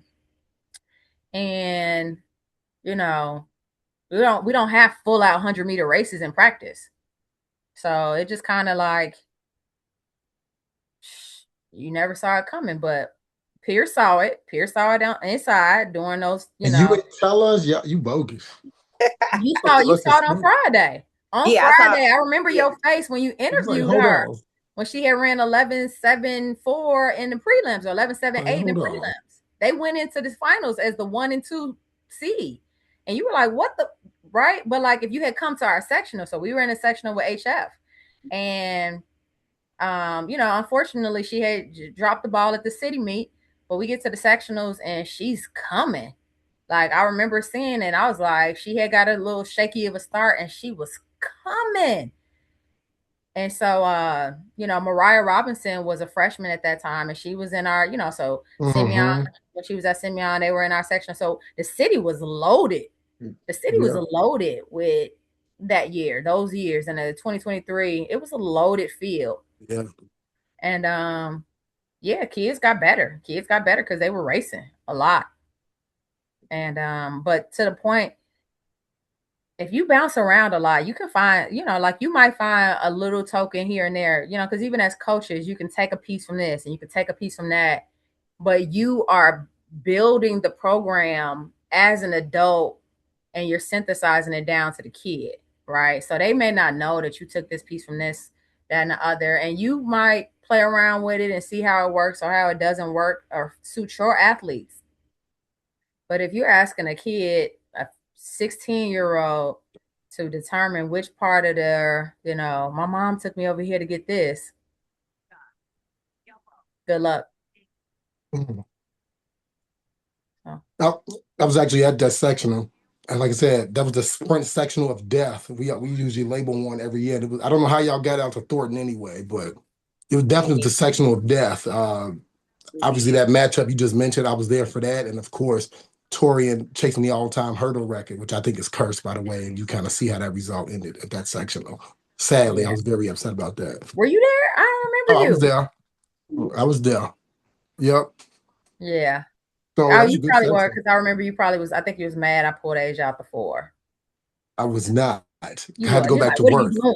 I was Oh, you're specifically gonna there. you're gonna Yeah. put on one of those relays, huh? I was specifically there after the 100 ended. I left. I had to get back to the city. Traffic was too Nah. much. But, Yeah, um, nah. So, you you know. mentioned you brought up old school. So I guess you just gave the people a leak of what your answer will be. But if you choose, and keep in mind your competitors are listening, can you kind of give us a sneak peek into your training methods? And with that, do you consider yourself old school and new school? I think the answer is old school, but what kind of new school have you added to your trainer or to your coaching style if you are old school? Yeah, I I lean old school. I lean old school, but my old school is not. So again, I'll just give you Calhoun because that's what the old school is in this way. Hmm. What people don't know is that we never ran over 300 yards or 300 meters at Morgan Park. Like Oh man, you very said little, yards. I'm like, how old are you? yeah, meters. You said Every yards. now and then we would run a 350. Blue moon. Hmm. A couple times you might run 2 350s, but that not me, but then the 400 runners did. But we never ran over 3. Okay. And so that his version of old school was not to run us into the ground. Mm. So even if you're talking about some of the better 800 runners or, competitive 800 runners that have come out of Morgan Park, they still were only doing like 20, 25 miles a week. That's, so like it's not like this super high threshold of mileage or, just a bunch of running. So his old school that's the old school that I lean towards. But um what is necessary as a coach now is to be adaptable and flexible. Hmm. Kids, if you got social media and you got all of this stuff, it's so many, like it's almost like you have to have these things to even be believed to be capable. Like you can't possibly be a good coach if you don't have a timing system. You can't possibly, like, if so, yes, we absolutely use data, right? We use data no more or no less than anybody. Well, probably less, but we still have data points. Like depending on where we are in the season, I'll take times that we've run and whether it's a 30 or a 60, and I'll show oftentimes how they project. And a lot of times, once they see that the projection was spot on, because the same thing, sometimes they'd be like, "Coach, why you put me down for that time? I've never run that." And it's just like, and then you got to show them the math and the science behind how I came up. Yeah, we've been inside, so of course you don't have 100-meter time yet, or your 100-meter time that you have is not relevant anymore. It's either antiquated or we have to either, like, you can't immediately. So it's two ways. Based on how a kid's indoor is going, you can see if they're going to be Hmm. beating their season best immediately. Sometimes it happens. Some kids were already like, and then you got kids who it's not going to happen in the first meet. It might happen in by the third meet, but you put the data up there and you show them, and you could just you want to be able to show them when they counts to back up your train of thought. So I use data more as a, like, I'm gonna show you how I got to this idea. I'm gonna show you why this is why we're doing this. It's not so much yeah, so it's like I have to prove why I did it with the data. Hmm. I'm more new school. I mean, that's the new school of it. Like again, like the sharing with athletes and parents, like talking to them and including them in the conversation is the new school of it all. Yes. Because I didn't get no conversation. Like it would when I was when I was a high school athlete, lane 4, heat 5, lane 4, whatever. That's it. Or every now and then, like on the most miscellaneous meet ever, you had the top dogs would get to put the other kids in relays, but that was it. So the inclusion that we do now is both teachers and coaches is the new school of it. And then the data driven instruction. Mm-hmm. Yeah, So these kids different, man. yeah. And then how I have to have a media day and you know What? what No, we coach when we gonna do a picture day and I gotta get my hair done for this and mm-mm.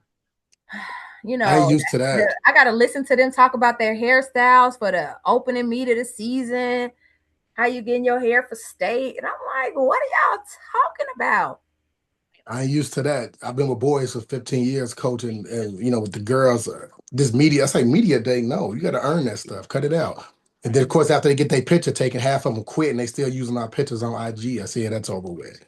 You know, Well, that's if they get their pictures. We take the Don't pictures. tell the kids this. That don't mean you gonna man, get it. AI can crop you out. It'll crop you right out. Yeah, Yeah. that's right.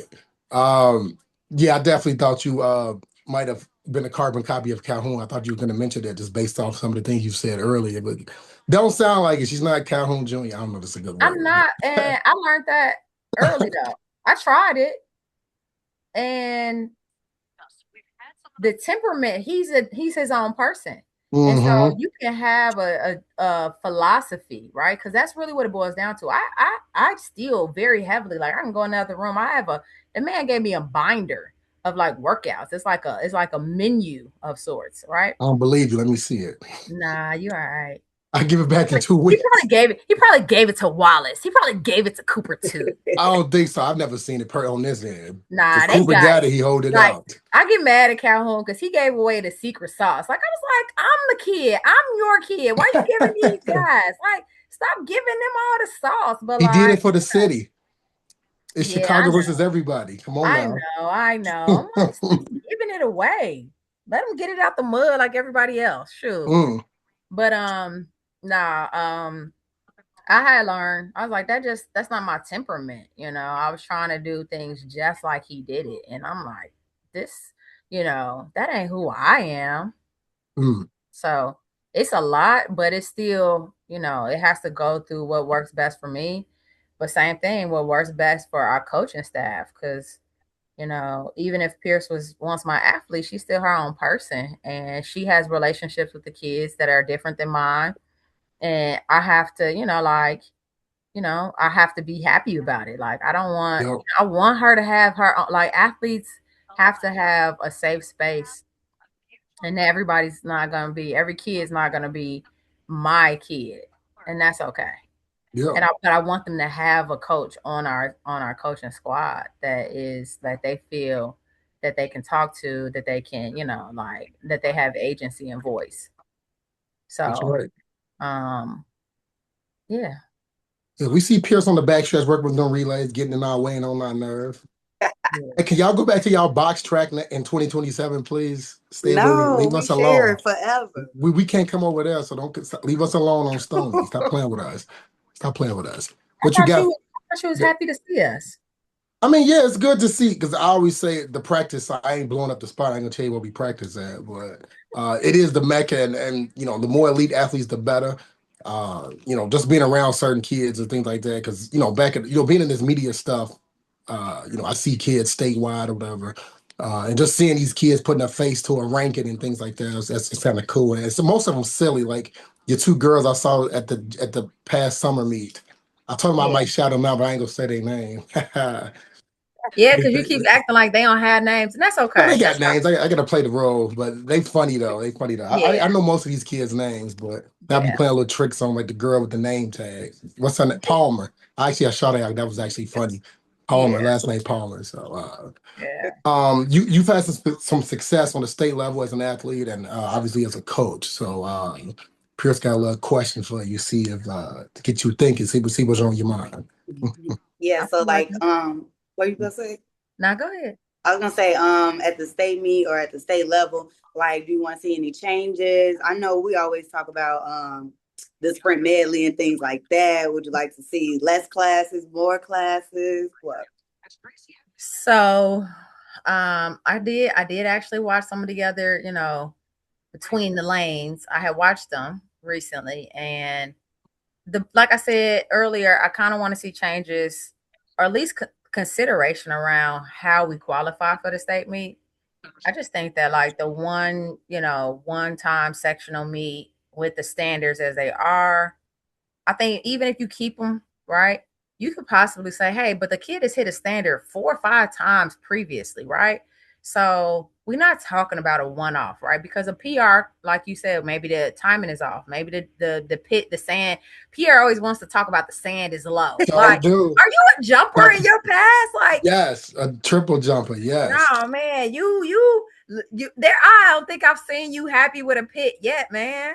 Oh, the state meat pit. I'd be happy with that. And the ones That's I the personally only rate. one. So in that The way, to one I get down rate. there, to get to state, they not gonna ever including sectionals. At the sectional meet, we in some horrible pits too. If Unless you I'm working it.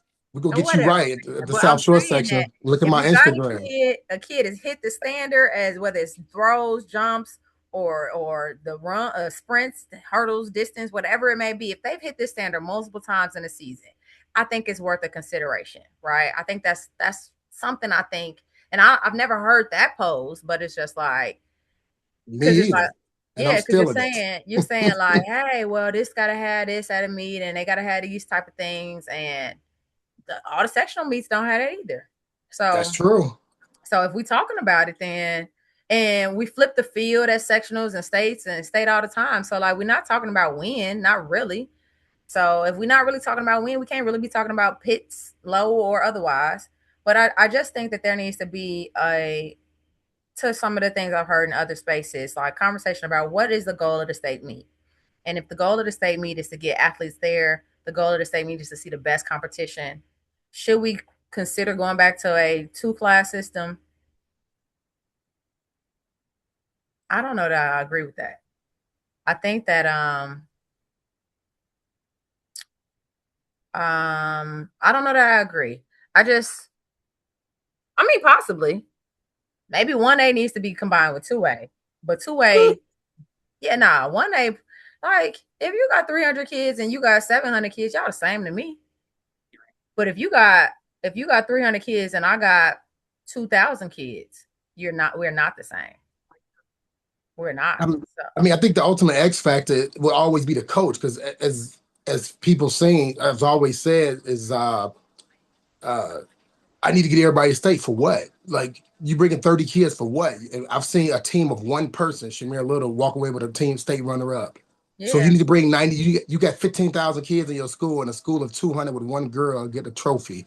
So I'm Yeah. like, Right. we So coddling kids for what? They go to college and think they the best because they won a 1A title. No shade on 1A. I'm a 1A kid. But come on, cut it out. Like we got to stop yeah, well, coddling that's what kids. I'm saying. So if there is a change, the change needs to be the elimination of 1A. 1A needs to then become part of 2A. Because at that point, at least there is, that still then moves it back down to a two-class system. Like I mean, I grew up Yeah. in a two-A system. I mean, it was A and double A. And like Mm-hmm. I couldn't tell you a single school that ran 1A. Not one. Like nobody. Like Hey, come on. They the lane above. They go to heat before you in the finals. You must be nobody. zoned out. And Guess you want. then and so I mean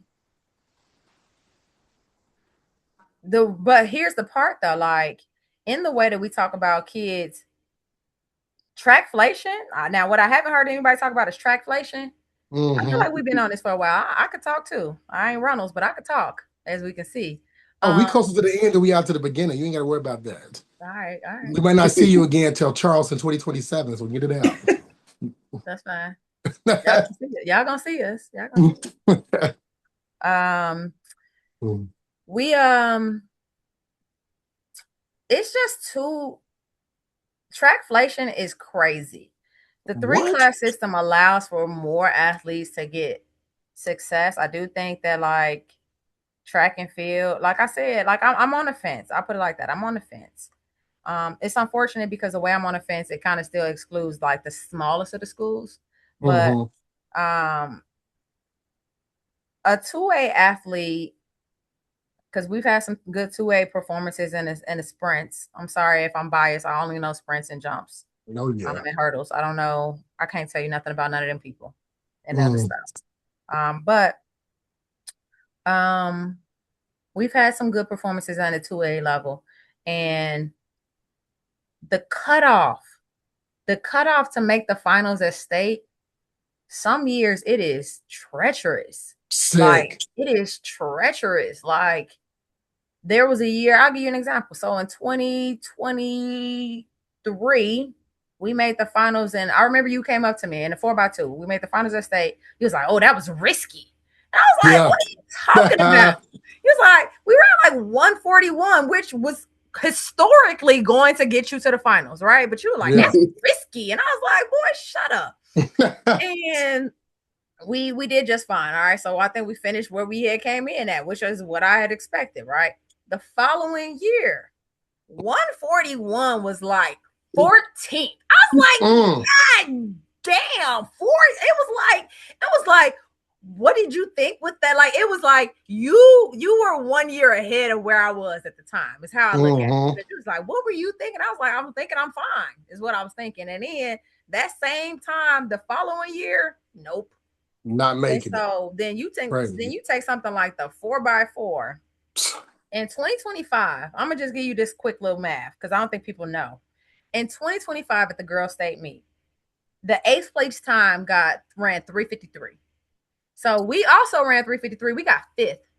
It was 5th, 6th, 7th, 8th, and I think 9th ran 3:53. 3:53 has won state multiple times. A ton of times. It was so jarring how fast that 4x4 was.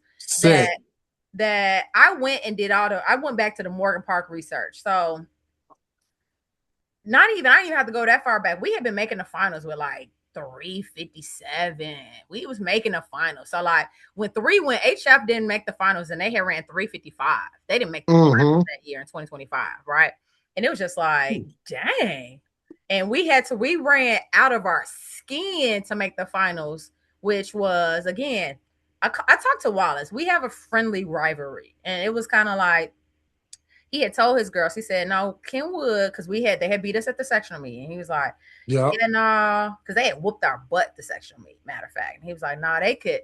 No, because I had intentionally put a kid that was a senior who was never going to run with that group again. I was like, she never going to run with these kids again in her life. So I put her on the race at sectionals because we're gonna make the qualifying time. We'll be fine, but I know where I'm gonna put somebody else on there. And Wallace saw it because he stalks, and he told his kids, or so he says. He told his kids like, "Hey, no, they got it. They not what you think they are." And so we get there, and we run 3:53 in the prelims, and then we run it again in the finals. And all year long, we had only broke 4 minutes once earlier. But I knew, and I was telling Jeff, this is 3:52. He's like, where you going to get it? He was brand new to the team, pissing me off, brand new. Come on, Jeff. He was like, you don't have that. Like, he just did not believe. And now, mind you, yes, we did not actually end up running 3:52. However, I think he became a believer in that moment. But Trackflation is crazy. And if you combine these teams, if you combine 2A and 3A, it's a lot of kids that's never going to make it. And we talking about, like, it's a lot of programs that are going to be left high and dry. And if we know that track is an international sport, is it worth it? And the answer probably is no. Because they probably won't run at the next level. So just go ahead, let them be a 2A state champion. Who cares? They can still say it. The 3A state champion ain't gonna care, but no. And sometimes they'll race over the summertime, so it's fine. That's fine. That's good enough. Coach Chris was trying to be at the meet till 9 p.m. on a Friday night. These kids got to eat. But I do want to ask you this, because you kind of threw some heat at me at the CPS meet. It was a win situation, whatever. He's like, we need the prelims back. I'm like hell we do. I'm like, no, we don't. Do you really want the prelims back for major meets like a sectionals or conference? No, I want it back for CPL City Meet though. That is the one meet I want it back because we used to have prelims on a Tuesday. It was its own meet. It was his own meet, and it was an opportunity for kids to qualify so that the city championship looked like a championship. I don't, I don't want to see heats at a championship. I don't. I don't want to see your baby who barely made it at the championship meet. Go like you had that meet on Tuesday. Um, and so like if we at the city meet, yeah, run around. We do have the technology to say the seed to be this, that, and the other, but here's the other problem though.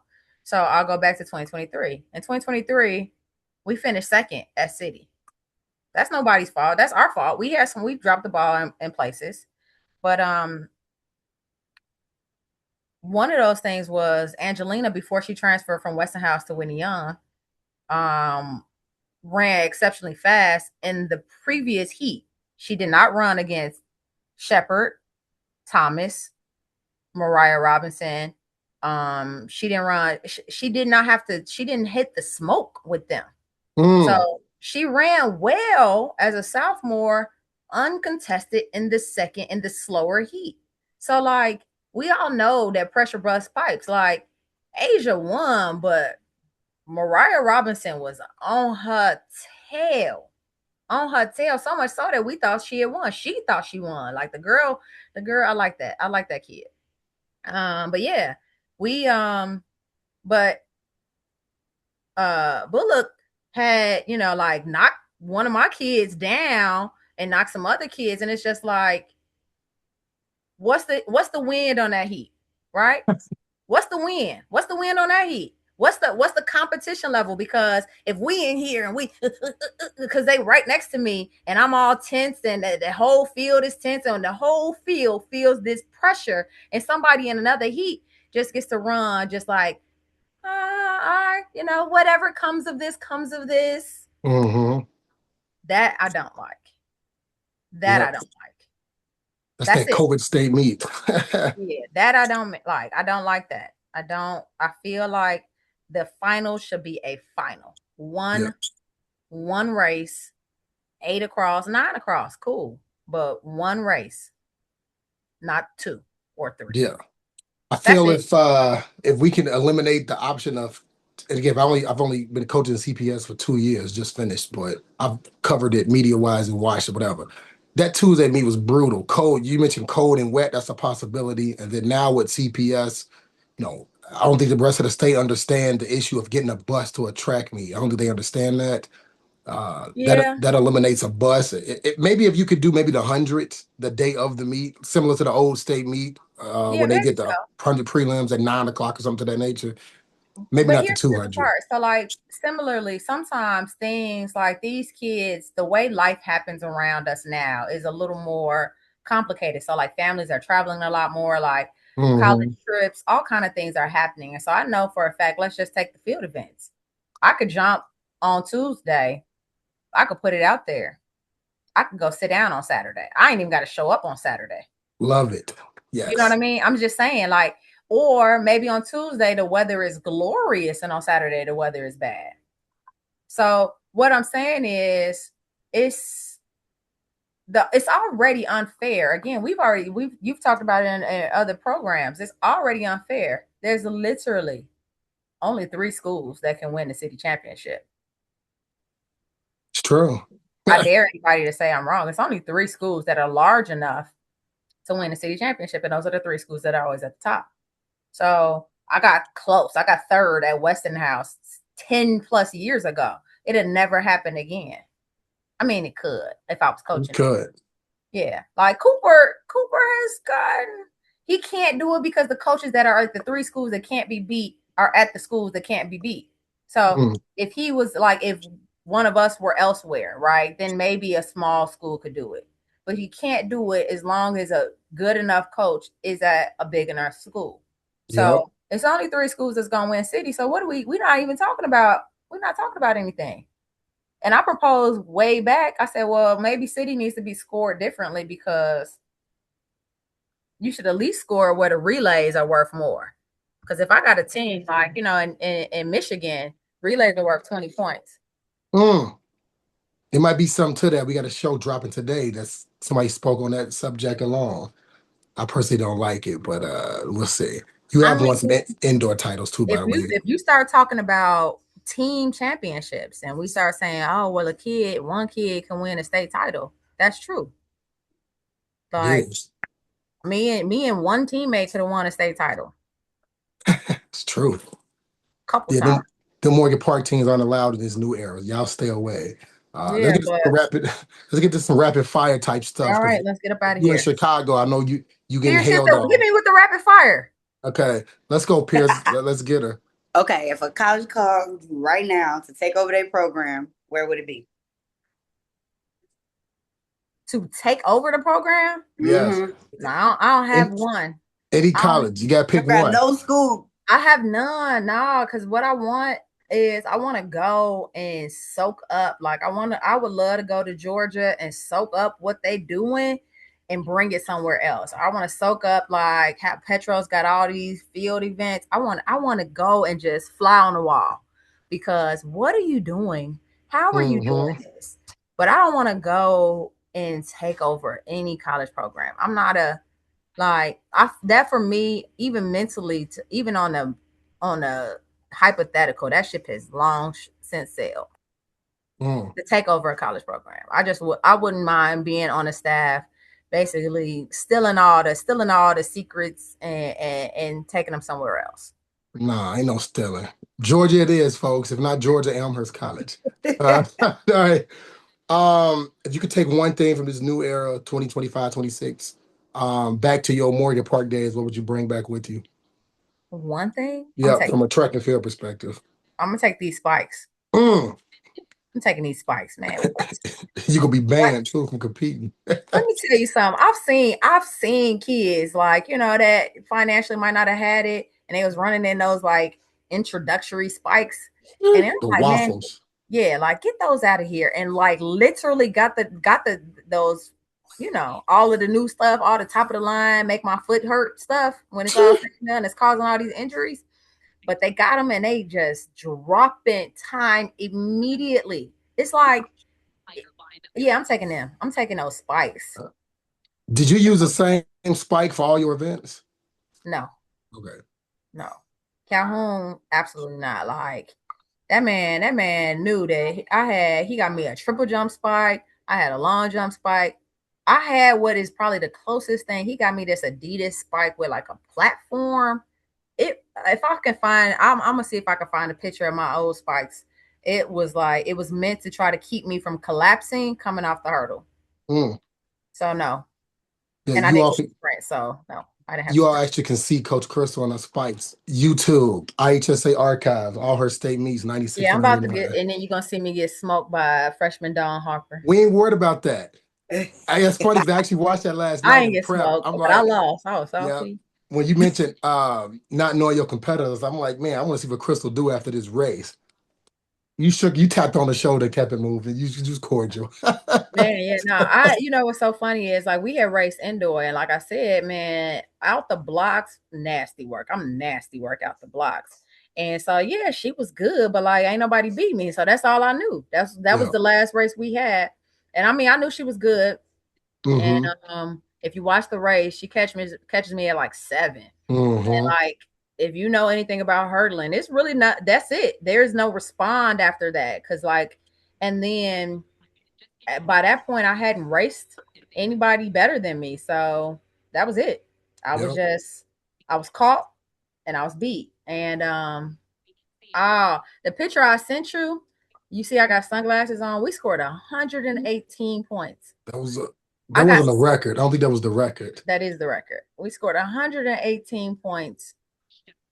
Maybe not. Maybe East St. Louis way back. Yeah, that picture. Yeah, they scored like 140. Yeah, that don't count. That was like an 8. I'm sorry. But I got those glasses on because I was furious. I had lost all of the events. I was in 4 individual events. It was this big article. I was supposed to win 4 events and all this stuff.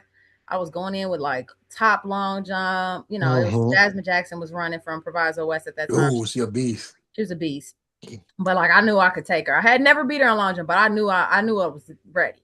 So I nobody in my mind was supposed to be me in triple jump, the threes, the hundreds, and so I got second in all of them joints. Oh, we know. Hot.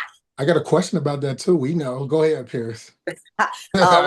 We know. What's left on your coaching bucket list? A couple of them top trophies. Couple of them. Few. I want a few. That's what's left. You know, and I want more of my kids running collegiately. Like I want kids to not be scared. You know, the track and Your field most landscape. recent trophy. Yeah, track and field landscape is just different than what media is showing them. And they don't want to run at schools that don't have the big name. And that's really hurting. That's really hurting them financially. But it's also hurting us as teams, you know, like because I want to be able to say, yeah, I got this kid runs here, this kid runs there, this kid runs there. And they get to college and they don't want to continue to run because they couldn't get a full ride to like LSU. Well, nobody got a full ride to LSU. You know what I'm saying? Like Jamisha Ford just left. Just went over there. You not getting a full ride there. Sorry, unless you heard. Unless you heard. So that's the other thing I'm waiting. I want a couple of the trophies. And the old school trophies, right? Old school versus new school trophies. What you mean? Like the trophies you had back in high school, the ones they got now are pathetic. I just wanted to say first. Man, no. I hate these new trophies. You know what's so funny? I agree because it was when they made that change, I felt like this isn't substantial. It don't look big enough.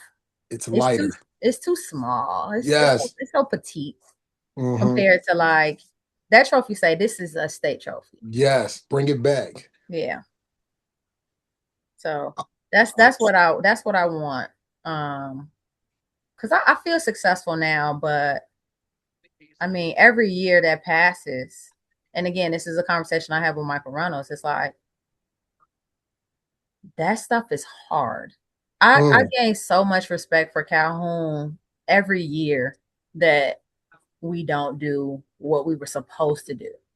And what I think people need to understand is if you win state, 6 things still didn't go your way. Maybe not 6, but at least 4 things still didn't go your way. Like Mariah Robinson did not run at state and HF still won. So that's a huge, like that shows how deep that team is. So like huge hats off to that whole coaching staff and that team. But that's what every state trophy winning team has. They have 3 or 4 other things that they thought all year long were going to be there for them, and it didn't happen. Right. You know, like you could just look at the recent history. South Shore can't get their 4x1 together. Pierre, I don't know what you. Why would you do that? Why would you bring that up? This ain't about us. I'm just saying it.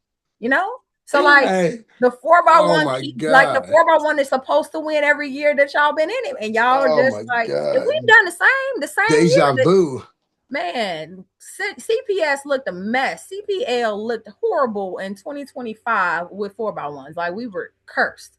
Every one of them. All of them were supposed to final and do well, and all 3 got DQ'd. That's true. That is 100% true. And Whitney Young all dropped the ball or baton or left the zone. Every single one of them. And that was like, and then again, and same thing in 2025, HF.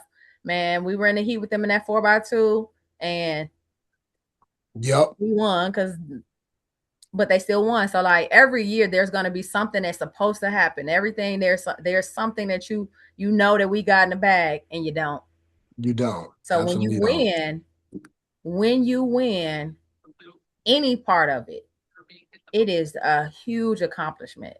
And what I need for every administrator in Chicago Public League to understand is if your team is even close to bringing home a trophy, you have some amazing coaches. And you should really, really treat them with the gratitude that they deserve. Yep. That's what I told Mike. I brought up he got fourth place twice. I was like, bro, like, look what you got. Like the resource compared to the rest of the state. You got fourth in like a golden era of boys track and field. Yeah, nah. Like you ain't got the prize, but you got a prize. So. And he got fourth, and like again to that point, he and I could talk about like 5 or 6 things, like, or like one thing that it amounts to 5 or 6 other things that cost you the points you needed to win it. And so like, and that's the thing, like the strategy to put together a winning program is a lot. That's a lot. Yeah. It's a game of entrance, even though it's, well, you get it, it's a game of entrance. Yeah. Speaking of state, your athletes can achieve a state record in any event and you can keep it forever. What event would that be? You know the answer to this. No, I don't. I got 3 options, but I don't know which one it is. Yes, you do. Yes, you do. Yeah, you do. Pierce, you want to tell them the answer? She don't even know. She do know. Tell us. She do know. Come ahead and say it. Let's see if we right here, me and you. Come on, tell them what it is. I don't know. I don't know. Is it them hurdles? Oh, tell me what you said. What? So 4x1. Oh, the 4x4. It's the 4x4. Yeah. Because that bad boy, that record been around since the 86. Before you were born. Not me. 345. And it's crazy because I've been on some 345 high school teams. Not during the season though. Mm-hmm. And who was racing them? Who was pushing them up there? Like we ran that at Junior Olympics with the Houston teams and stuff. Who made y'all run 345? Is the question. Man, that could have been a time and error. We never know. It was at the state meet though, so we'll give him a pass. Oh, let me ask you this, just to piggyback off before Pierce jump in. You mentioned you got second place in 1 year, and I believe it's your senior year in every event. If it's one medal in your high school career that you want to turn that non-first into a first, which one? It'd be the 100 hurdles. It'd be the 100 hurdles. That your senior year, that one? I mean, I won it myself. I won it my junior year, but like, so I tell the story. I'm like, yeah, I lost my title to a freshman, but she's the Olympic champion. So like, that's dope. Shout out to Don. Like, can't nobody else lose their title to, like, y'all lost it to another, high school track coach. I lost it to a broadcast Olympian, et cetera, et cetera. Hey, but you did beat Sarah Spain, though. You did beat her. She's the ESPN sportscaster from Lake Forest. She got 7. Look, she's like, yeah, okay. Remember, you don't look at the back, but Sarah Spain was in that race too. Yeah, but if I beat you, then I don't remember. That's right. And Dawn Harper is coming on the show, by the way. I'm gonna try to get her to say, I took down a Morgan Park regime of picking and riding. I ain't gonna do that. Sorry. She didn't take down the regime. She beat us, but we still beat them. Yep. Yeah, because her and Shauna had some real intense rivalries. Because Shauna was proof. Yeah. And then I'm so glad those online. When I talked about how deep U of I's hurling squad was when she was saying she wants to come to U of I, was like, Shauna, you will never hurdle. She was like, that's okay. Damn. And she was fine with it because she did not hurdle in college. Like you were, right there competing and breaking my records, and you never hurdled in college. So it goes to show that, it's serious in college. It's serious. But I'll take that hurdle record because then I can say I beat the Olympic champion. Right. I didn't know. Right. Nobody did. She probably didn't know. We'll find out soon. That episode's coming. Don't worry about that. That's good. I'm glad those races are on our archive. We can watch them online. So that's excellent. That's excellent. Okay, if you had to link up with any other school, who would it be?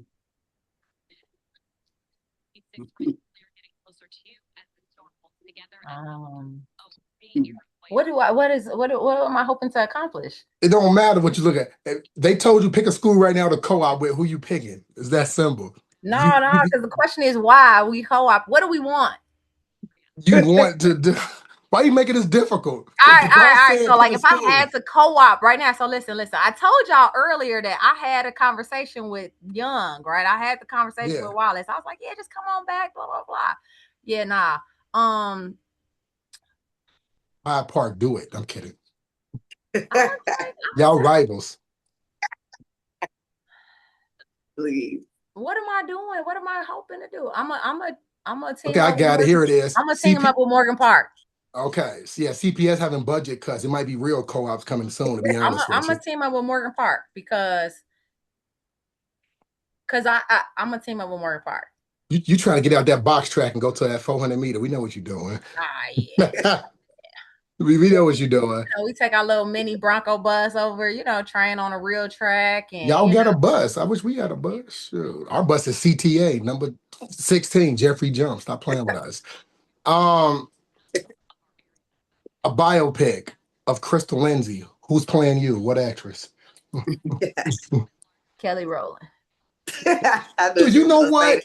Somebody told me, what is this young lady's name? I'm drawing a blank. She's in this photo. You did send me this photo, by the way. I believe I took this photo at the St. Rita meet, COVID, right here. Some legendary athletes, of course, in Morgan Park. Coach Dawson all the way to the left, and Coach Calhoun with the white hat. That's that St. Rita, by the way, the mecca of track and field. That's another story. Somebody said, but she like Kelly Rowland. I'm like, who? I was like, okay, makes sense now. You might have heard that before. I hear it when I'm cute, like when my hair is done and I've been eating pretty decently. Like, it's been a few months here and there. I get a little round for me, not big by conventional standards, but just bigger than I like to be. And so I don't hear it then. Like if I'm pushing 160, something like that, I don't hear it. But when I'm a little slimmer and my hair is done, I look cute. I hear it. So that's the one. Right. Oh, before Pierce asks this next question, girls flag football is a sanctioned sport. It's been around for a few years now. Would you have played in high school? Number one, would you have been allowed to play? I know you played as an adult, but would you have played as an athlete at Morgan Park? Absolutely. Okay. I would have been. I'm gonna say absolutely. I got to play, so I went to state as a freshman, and he still let me go play basketball my sophomore year. So I think he would have let me go play. After that. And again, I tell people all the time, I was like, athletes that went to Morgan Park, he had enough athletes that did other sports. Alex played volleyball. We had some basketball players here and there. So yeah, I would have definitely played flag football. Defense, I don't know if you can catch. I played against you in flag. Okay, never mind. I'm sorry. Look at that look she gave, like, what choice? We got our brains beat in by like Grime. She's like, who you play for? Like, go ahead. Yeah. Go ahead, Pierce. Okay. Eliminating Kenwood and Westinghouse. Who is on your Mount Rushmore for track and field in Illinois?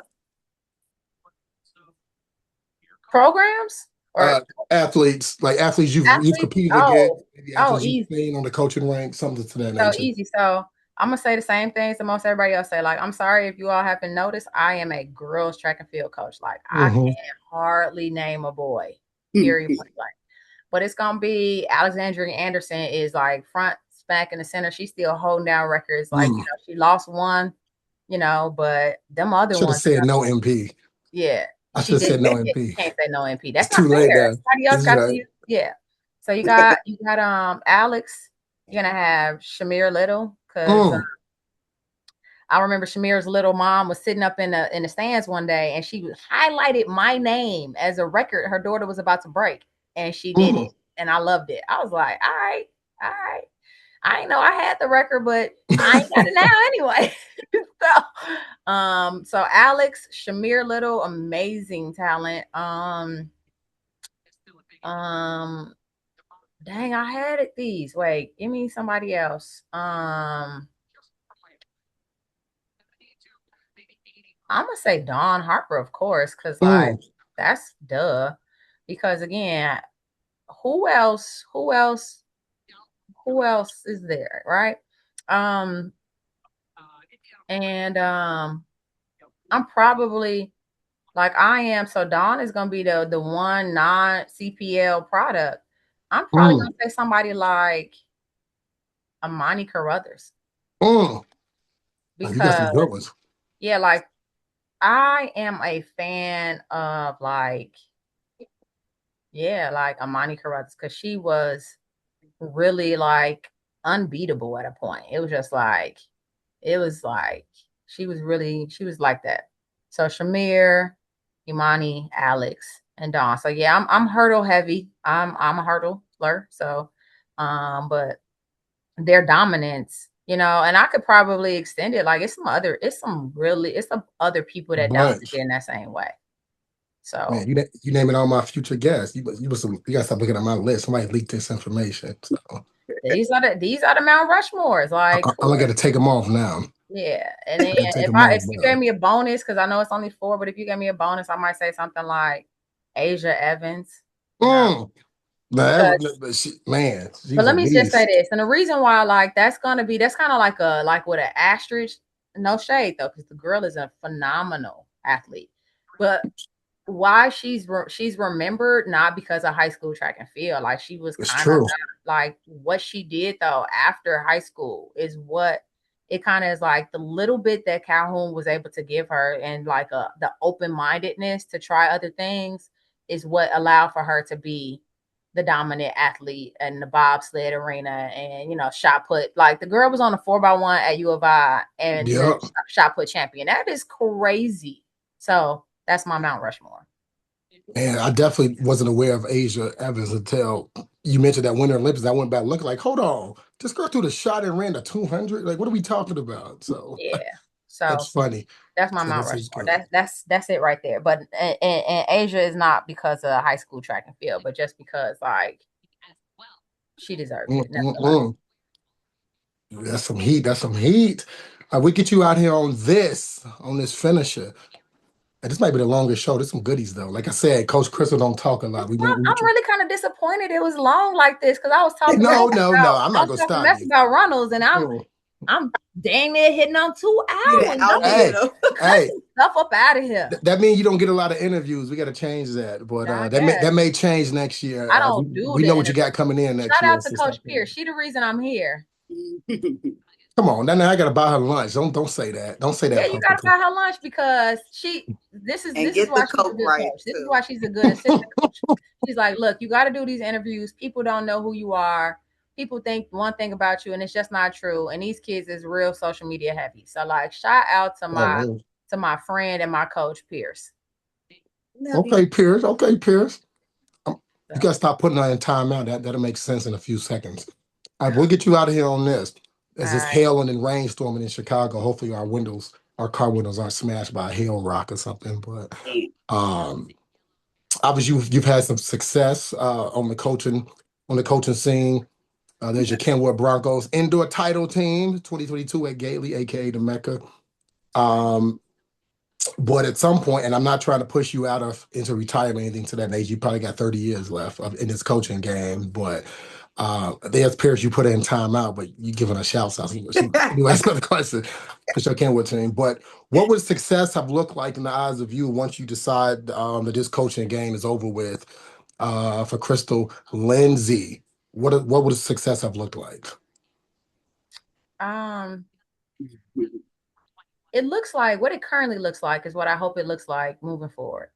It's like the relationships that I build with my athletes and who they become as people. So,